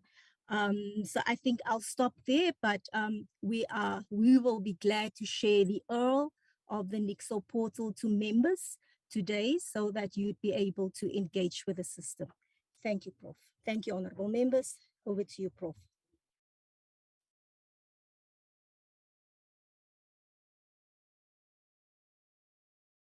Okay, Prof. Saleti, we thought you would make your concluding remarks, but I see Honorable Boshoff is back on the platform. Honorable Boshoff, would there be any, well, he was, but I think he's gone. Honorable Boshoff, are you on the platform?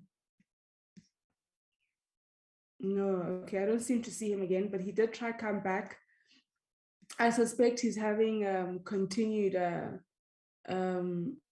challenges with his device. I see Hlupekek, or KAC. Hlupe?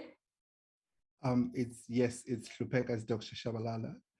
I was also requested to respond on several of the questions that were made around, cannabis and commercialization. You may go ahead. Thank you so much. The first question was, the Honorable wanted to find out if we're working with the University of Fort Hare. Currently, we are not in terms of cannabis. The work of the medical cannabis is part of the African Medicines Platform, which the initial work was, of course, done by the University of Free State, the CSIR, ARC, and University of Pretoria. This is in terms of the research and discovery phase of the work that we do. We are now at product development. So the CSIR is the one that is heading that work because now the idea is to then start manufacturing various products together with the various SMMEs that will be part of the cannabis consortia from our side at least. Of course, the Fort Hare University has been part of the nutraceuticals platform. So we looked into various indigenous vegetables and their role in nutrition and food security. In terms of cannabis, of course, the other challenge is funding. We cannot afford to fund a huge team. It has to be a smaller team which is dedicated and according to their capacity and expertise as well. Yes, indeed, Professor Walubo was actually the head of pharmacology, where our Indigenous Knowledge Systems Health Research unit is actually situated at the UFS. He was a great leader indeed, and he was a champion of our work within the university. I will, in terms of us, then maybe submitting a written report on the IK-based bioinnovation work. I'll propose that we just give you an overall work on the entire program, including the various platforms, the various projects that we have across the provinces, then end up with the various small medium enterprises and cooperatives, or even IKS holders that are part of these programs, and we'll break that down in terms of the men, women, youth, and people with disability as well. On the question of choosing what health system one is supposed to use, of course, we're not there yet, and maybe that part of work is not really our mandate.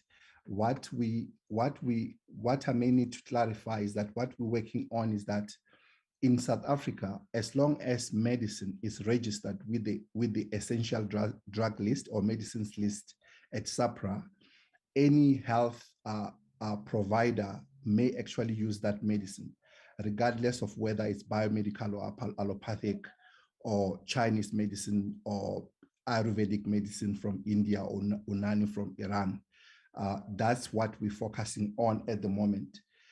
But I need to maybe mention that the NIKSO just approved a concept for us to really further develop a concept of an IK-based bioinnovation institute, which will of course prioritize African medicines. The idea of the institute, therefore, is to look into the industrial aspects of the work that we're doing, not the academic work, because that is sorted out.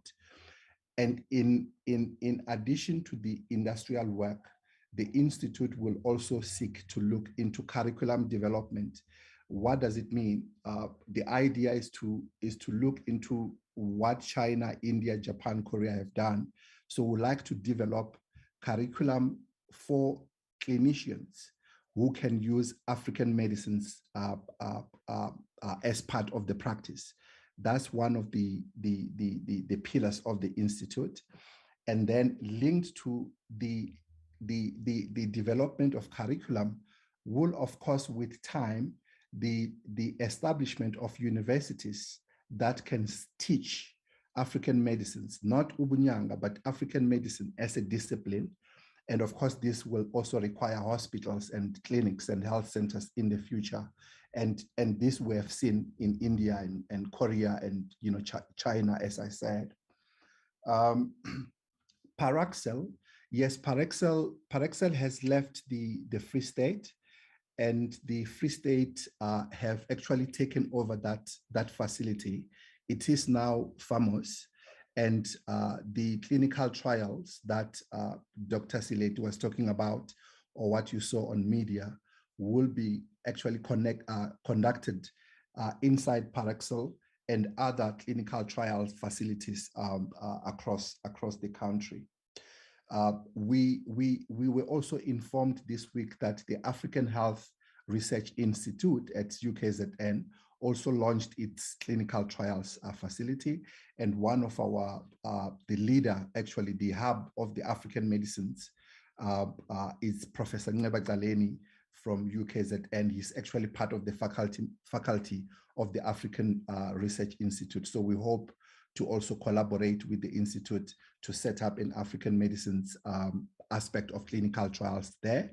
The Medical Research Council is also back. We're funding them through the TIA to build a preclinical facility dedicated to African medicines. And of course, they are the ones that are responsible for most of the designs of our clinical trials protocols as well.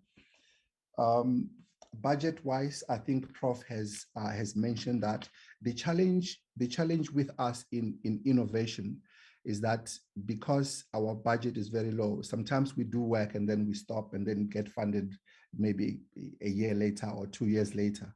So this actually slows down the work that we do. So if we could have sufficient funding, we'll be able to move faster from innovation to commercialization and beneficiation.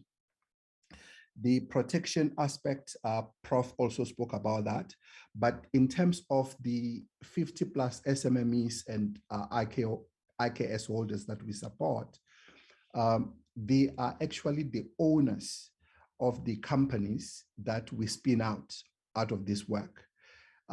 Wherever there are patents, they are also co-owners of the patents, together with the students that may have done the research and some of the scientists that are doing the research.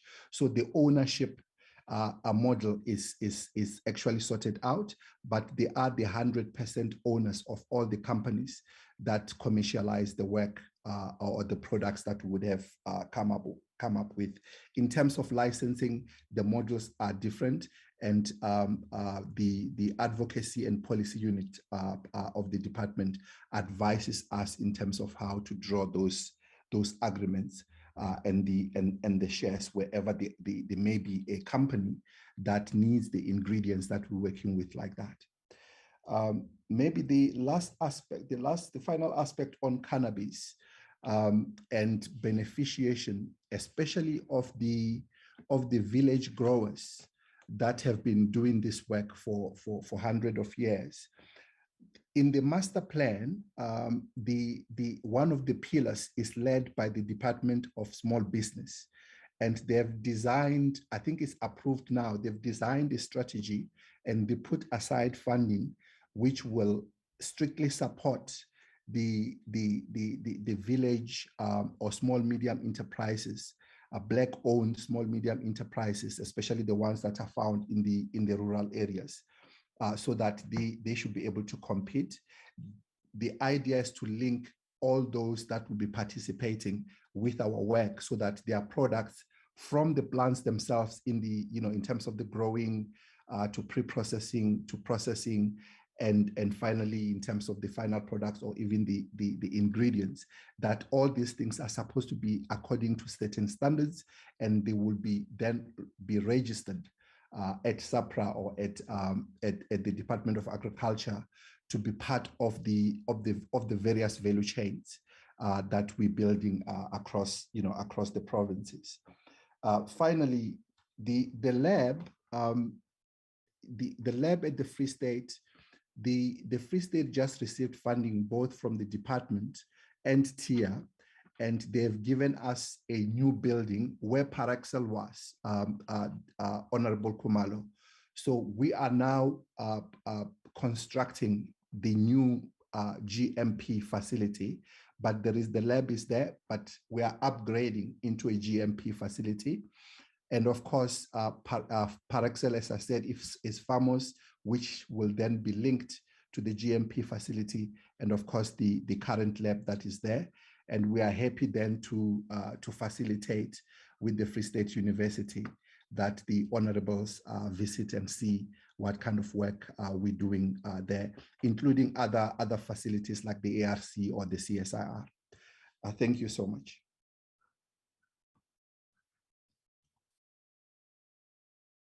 Thank you very much, Mr. Shabalala. I see Shumi's hand is up. We'd like to proceed. Thanks, Chair. Chair, can I ask Shumi to speak to the question by Honorable King on the IP from the DTIC, the Act, and how we will work together around that? Thanks, Prof. Thanks, Chair. I'm back again, honorable members, just to respond firstly to the work that SIPS and ourselves, the DSI, are doing. Honorable members will remember that within SIPS, there was a unit that was responsible for IKS, and part of their work was to document Indigenous knowledge in the communities. So after we presented the bill to Parliament and consultations were done, it was clear that there is some kind of overlaps in the work that we were doing as the two different departments. And at some point, we were requested by honorable members to find each other and see how best we manage the overlaps. So an agreement was reached between the two departments, and SIPS since then discontinued with the unit and gave over the responsibility of documenting Indigenous knowledge and every IK related work to NIKSO. So the arrangement is this, that the information or data that they had collected over years, they will then hand over to NIKSO. But it will also go through the rigorous process whereby the curator will look at the information or the data and see if it fits the eligibility criteria as prescribed by the IK Act. If there is knowledge that is there and the communities are clearly identified, then it will be registered. If it doesn't fit the eligibility criteria, the IKS documentation centers in the province will host that knowledge. And I want to explain further how this registration will happen from the IKS documentation centers to the registration system. The IK Act proposes that the communities nominate trustees who will then be the representatives of the communities. This is based on the fact that the knowledge that will be in the registration system is IKS. And IKS by definition is knowledge that is communally owned. In other words, when you do the oversight in the IKS documentation centers, the knowledge that you will get there is knowledge that is communally owned. And in the Act, we have defined what communities are. There are two levels to the community. The first level is the community of people that are geographically located in a particular space, and they share the same knowledge and practices. So they will have that knowledge, and that knowledge must have been passed from generation to generation. And that knowledge must be identified with a social identity and cultural identity of the community. So that is the first layer of a community. The second layer of the community is a family. In other instances, there is knowledge that is owned by the family. So it has been passed from generation to generation within that family. And that family constitute then a community. So you will get two types of knowledge in the IKSDC, the one that is generally known by the public in that location, and the one that is known by the family. So the trustee then will represent the community depending how the community is defined insofar as that knowledge is concerned. So the community will nominate a trustee, but the trustee will be administered under the Trustees Act, which then will take over the whole process of looking at how the trustee is managed. So the trustee will then apply to the curator, who will then do the same as I indicated with the data that is with SIPs, and look at the eligibility criteria. Now, this is the arrangement we've made with SIPs so that there is no overlap, and they will only concentrate on those areas that are in the IPLA, like your traditional works and stuff like that. The other question that came up was the language that we use when we do the public awareness. Indeed, we were instructed by the portfolio committee to make sure that we go to the deep rural of the country and we present the act in the language of the area. So in response to that, we have trained facilitators that some of them come from those communities, depending on whether they are trainable. I'm saying trainable because at face value, when one looks at indigenous knowledge, it is just a subject that anyone can tackle. But the experience that we have gathered over time is that this IK Act in particular is highly technical, highly political. And therefore you need to get someone who is going to understand the intricacies of how to handle the concepts.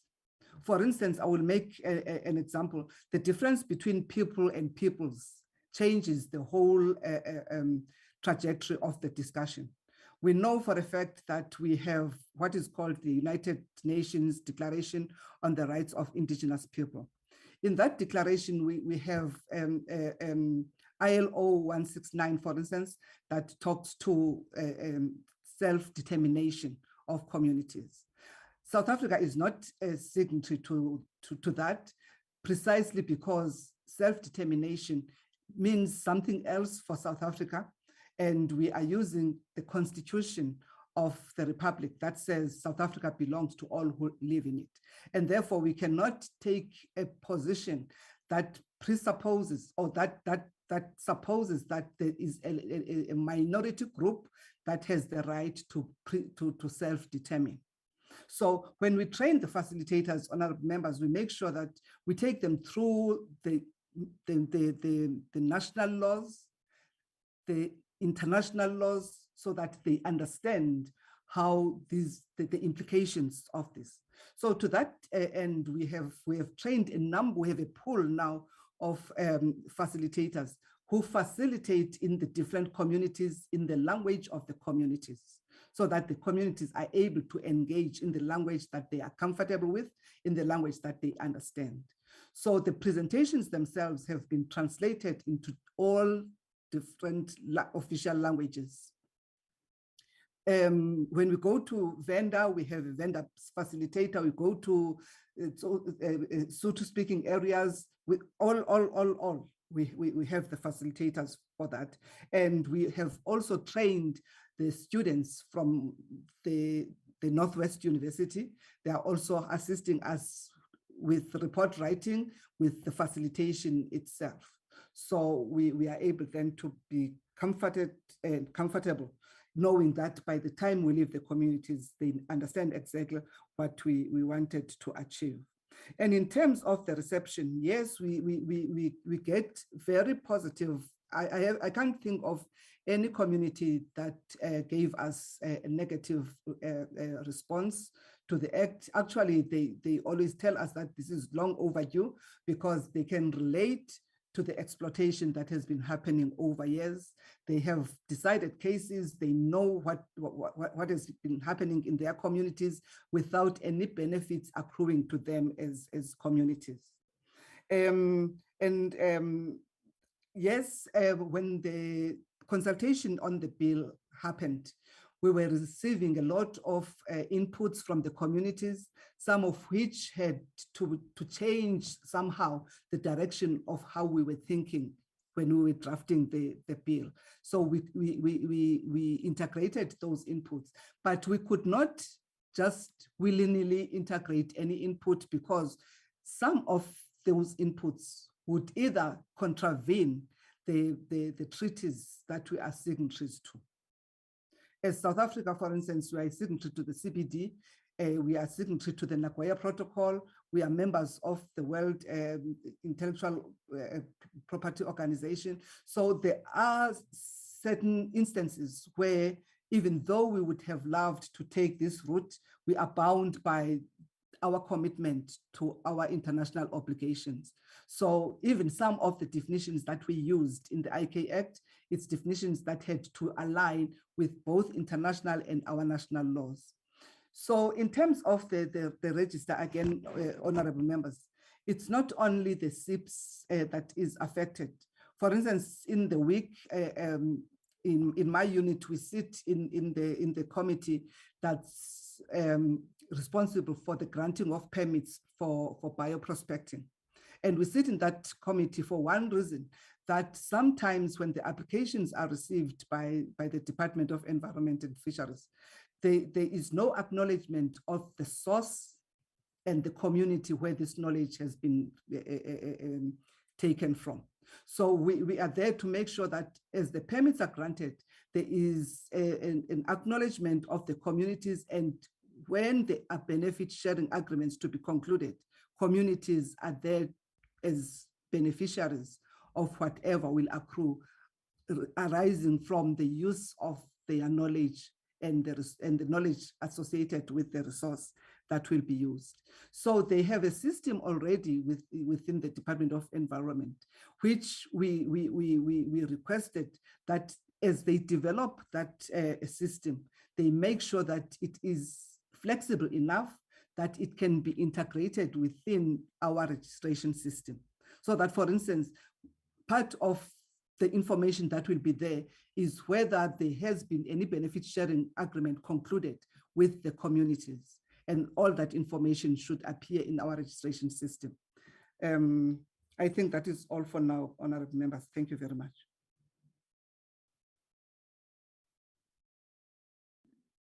Dr. Prof. Seletti, would that be it?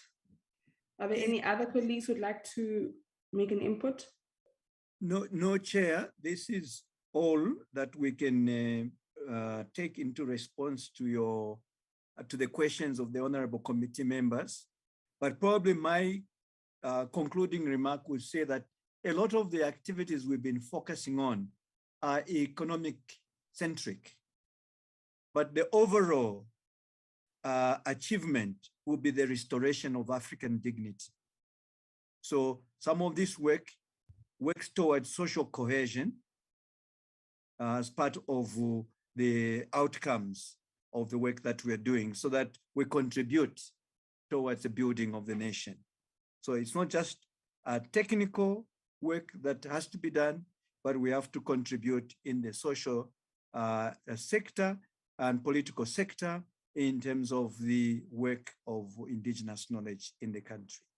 Thank you very much. Thank you very much, Prof, and to all the colleagues who have contributed to this morning's engagements. We really appreciate the commitment that we see towards strengthening the work that we're trying to do through this particular act.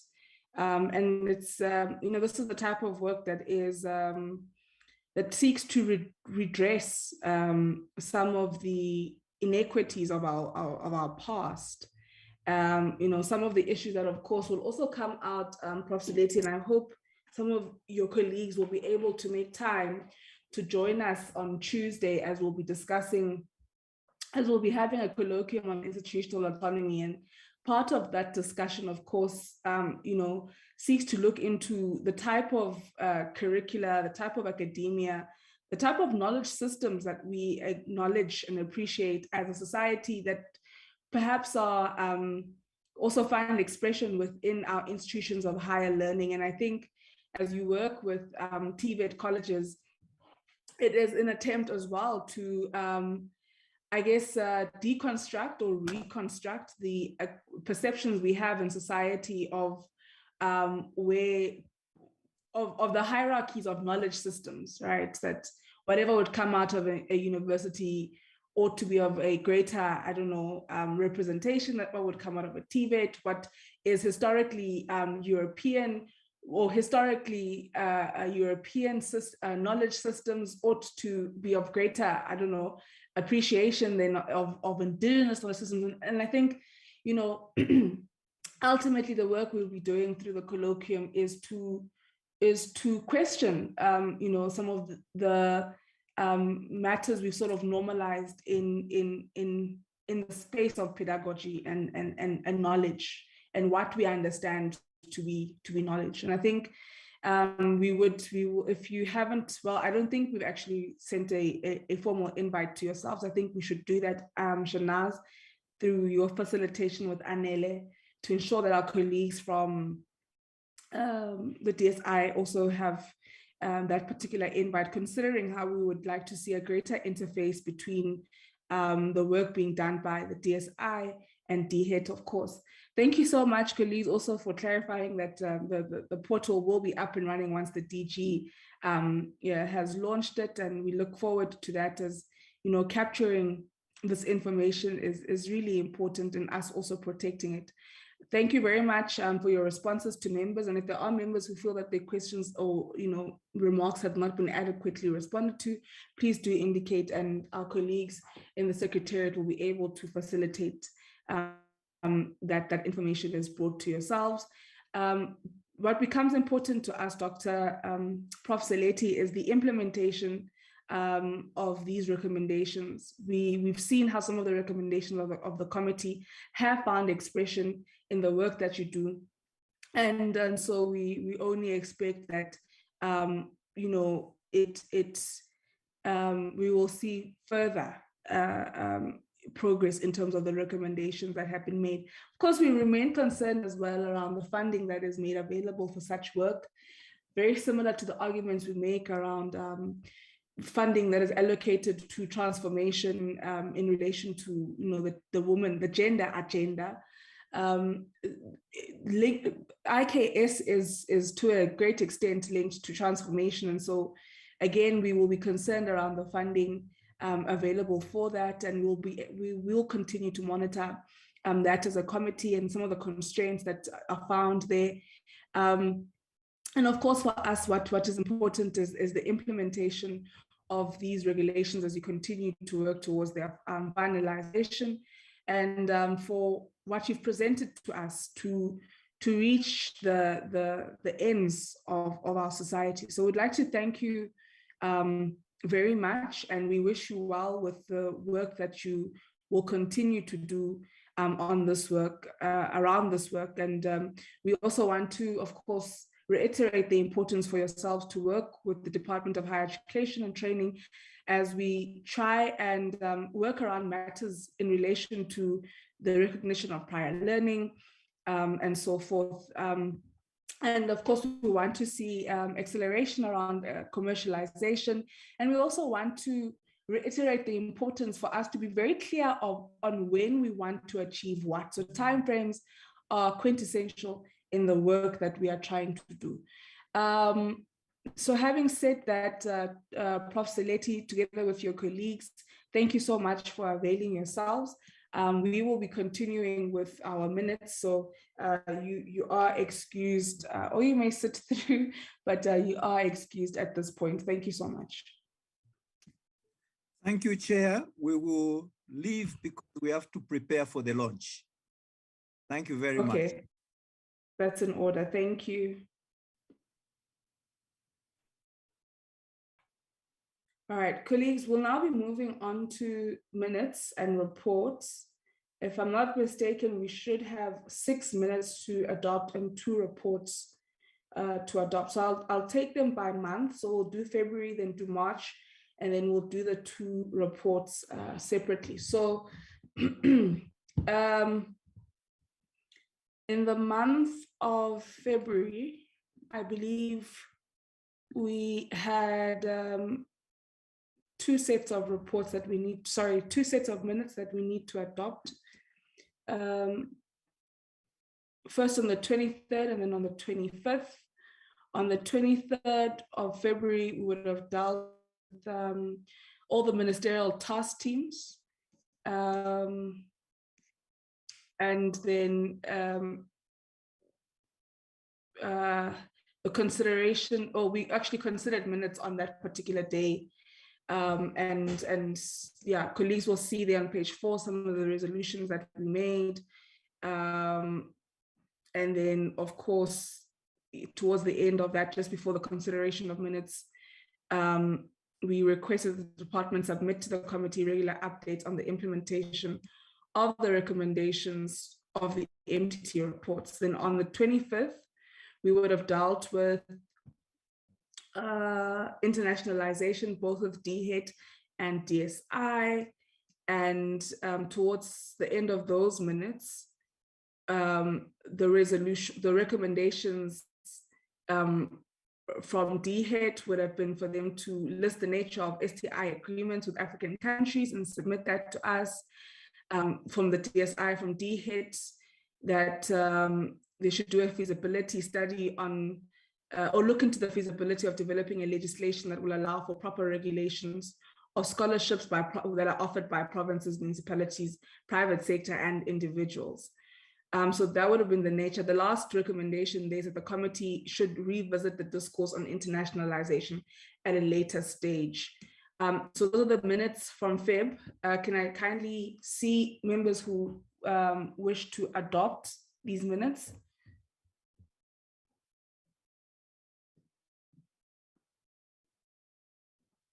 All right, Honorable Mananiso. Sorry, Honorable Mananiso, before you come in, just want to make sure that we, Shanaz, we do correct? Sorry, yes, Chair. Okay, thank you so much. All right, Honorable Mananiso, you may go ahead. Okay, thank you, Chairperson. I here move for the adoption of the minutes as a true reflection of the meeting, both the 23rd and the 25th Feb. Thank you. All right, thank you. Someone to second the adoption, Honorable Mahlatsi. Thank you very much, Chair. I stand to second the minutes as adopted. Thank you very much, Honorable Mahlatsi. Honorable members, the minutes from the 23rd and 25th of February 2022 have thus been adopted and seconded by Honorable Mananiso and Honorable Mahlatsi. I'd like to now move to March. In March, we have minutes from the 2nd, the 4th, the 11th, and the 16th.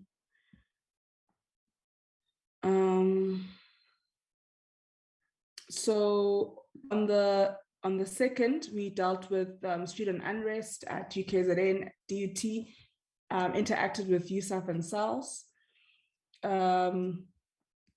Towards the end of those minutes, we the resolutions perhaps were that that DUT SRC submitted presentation to ourselves, that NASFAS DUT and UKZN and DHET convene an urgent meeting. I'd actually just like to check from those resolutions, we had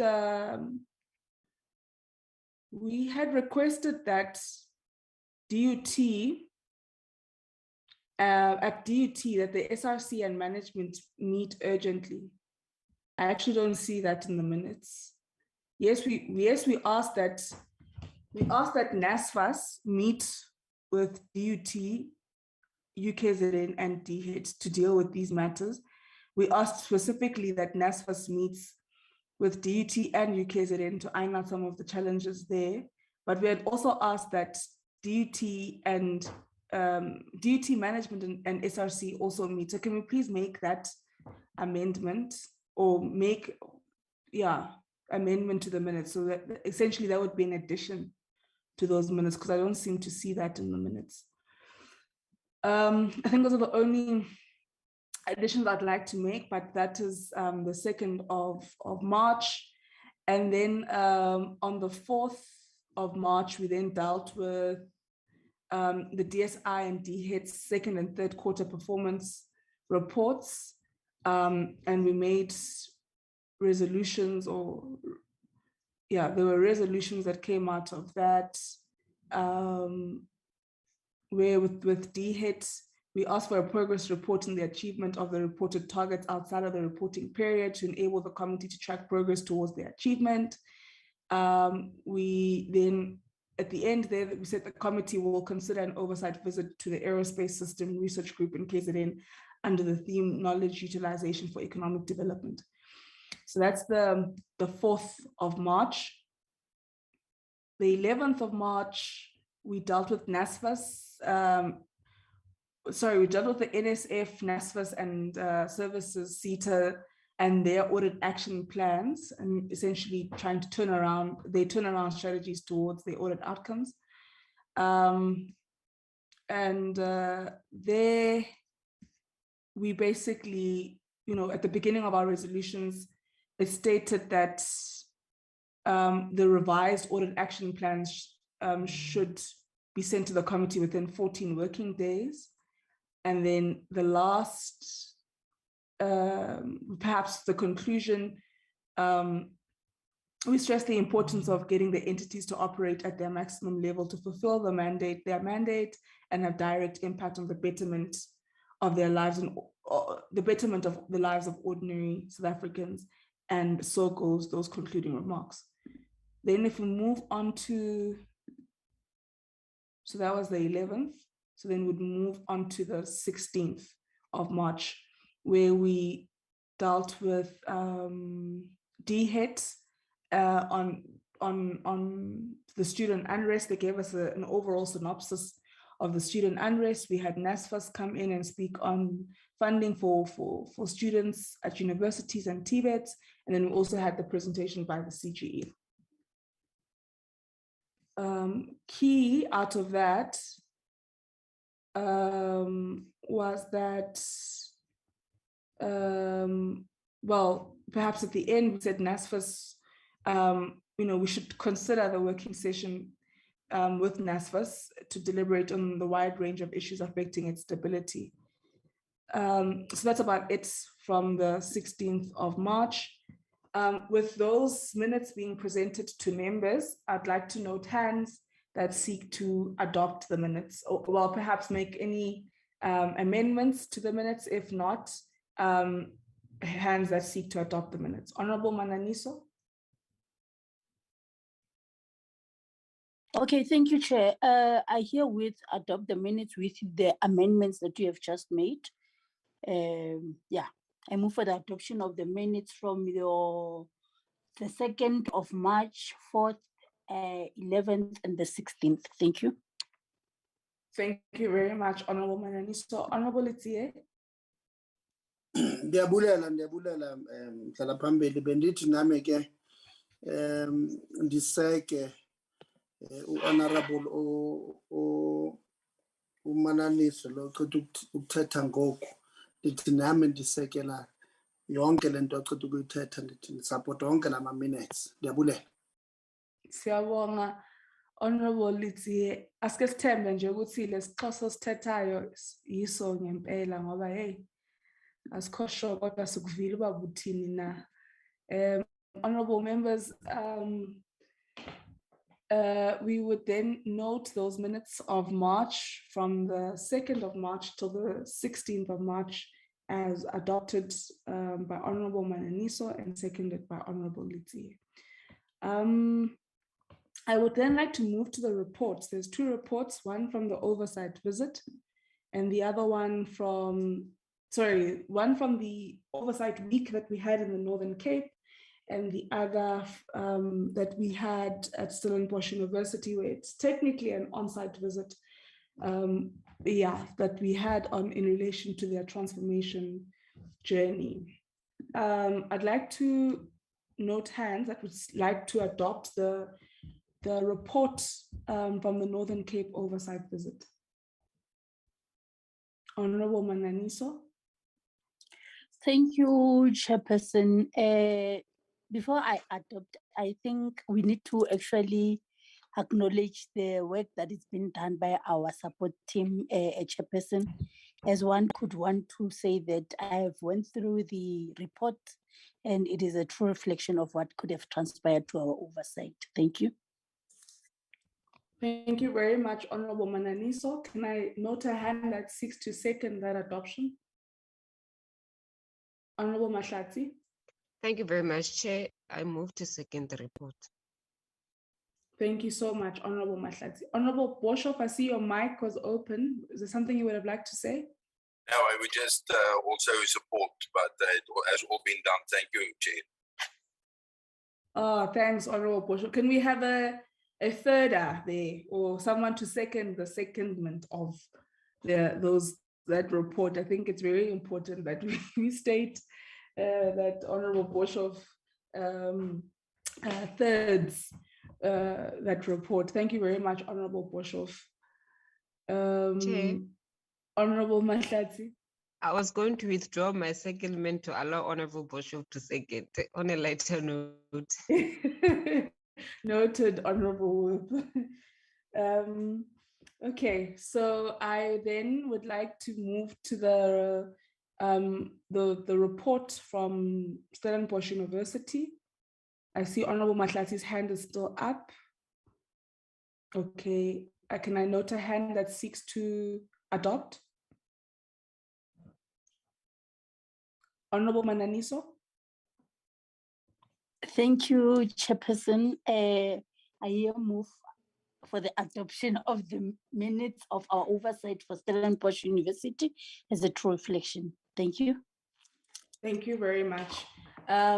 Honorable members who would like to second the adoption. Honorable Litie. Ke a leboha modulasetulo ke re lebitso a le so fetoheng ntse le ena Teboho Letsie. Ke kopa ho feletsa kaitsedi ya ka Ausi Mananiso ka ho tshehetsa report ena as a true reflection of what happened. Ke a leboha.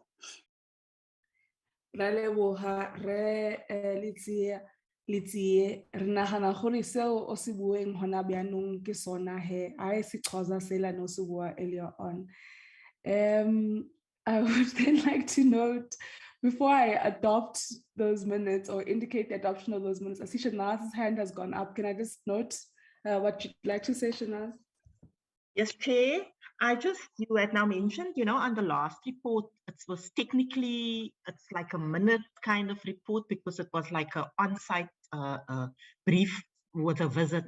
So the requirement normally is once we apply for money in Parliament to do something, an activity, you have to account for it.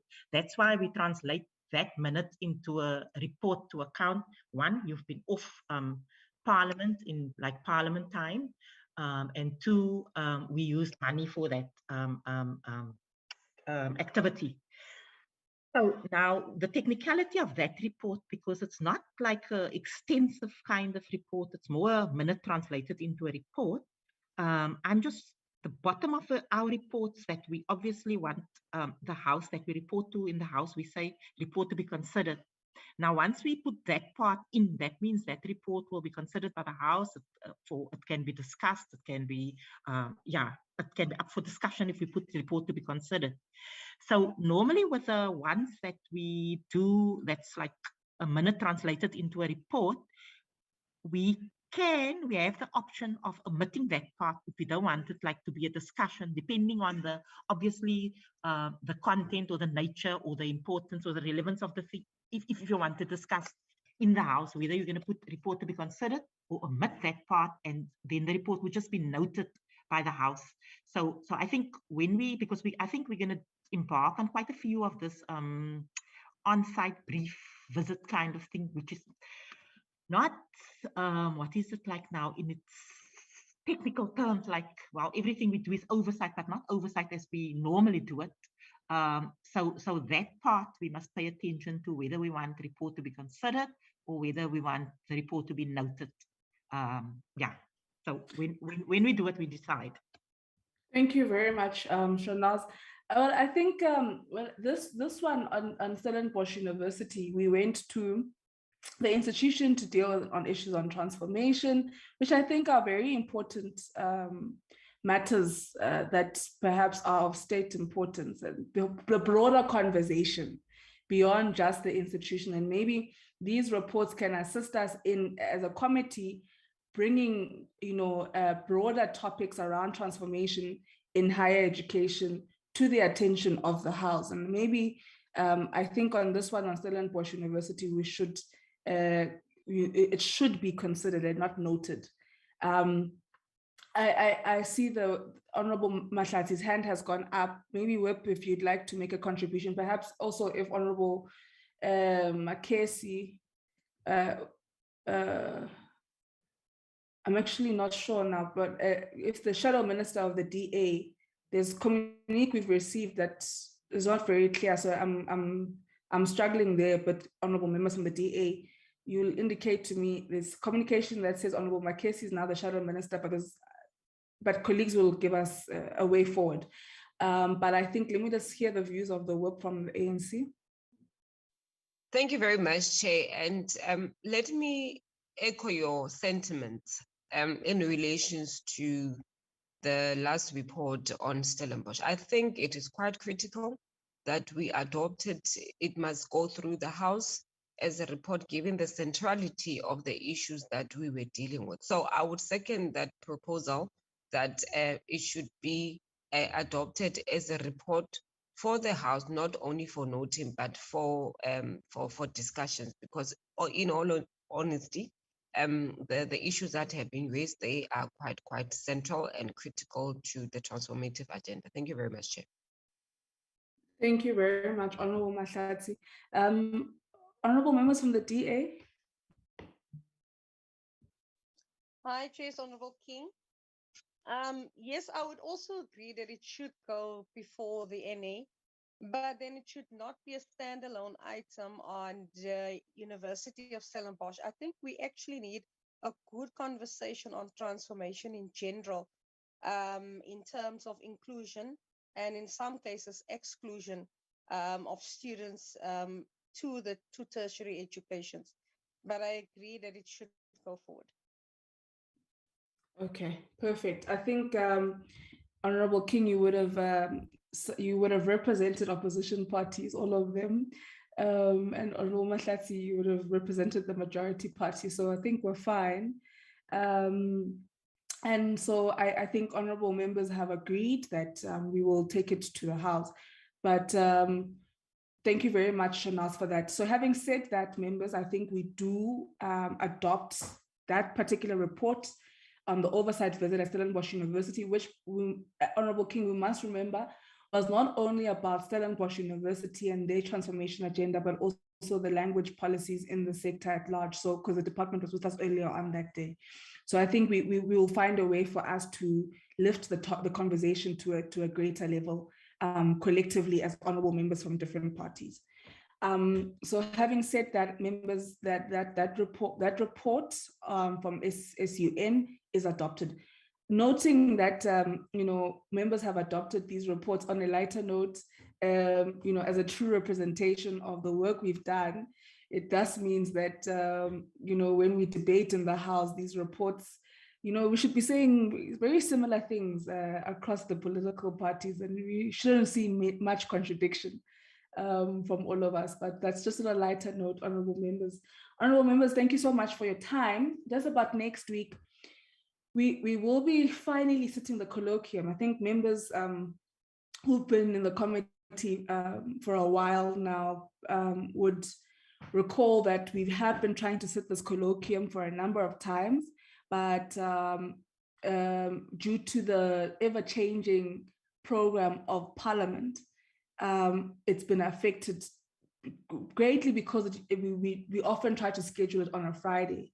And what we know is that Fridays are days that are quite risky when you're trying to plan the committee program, as when the NA and the programming committee does its own changes, they often try to use Friday as days where,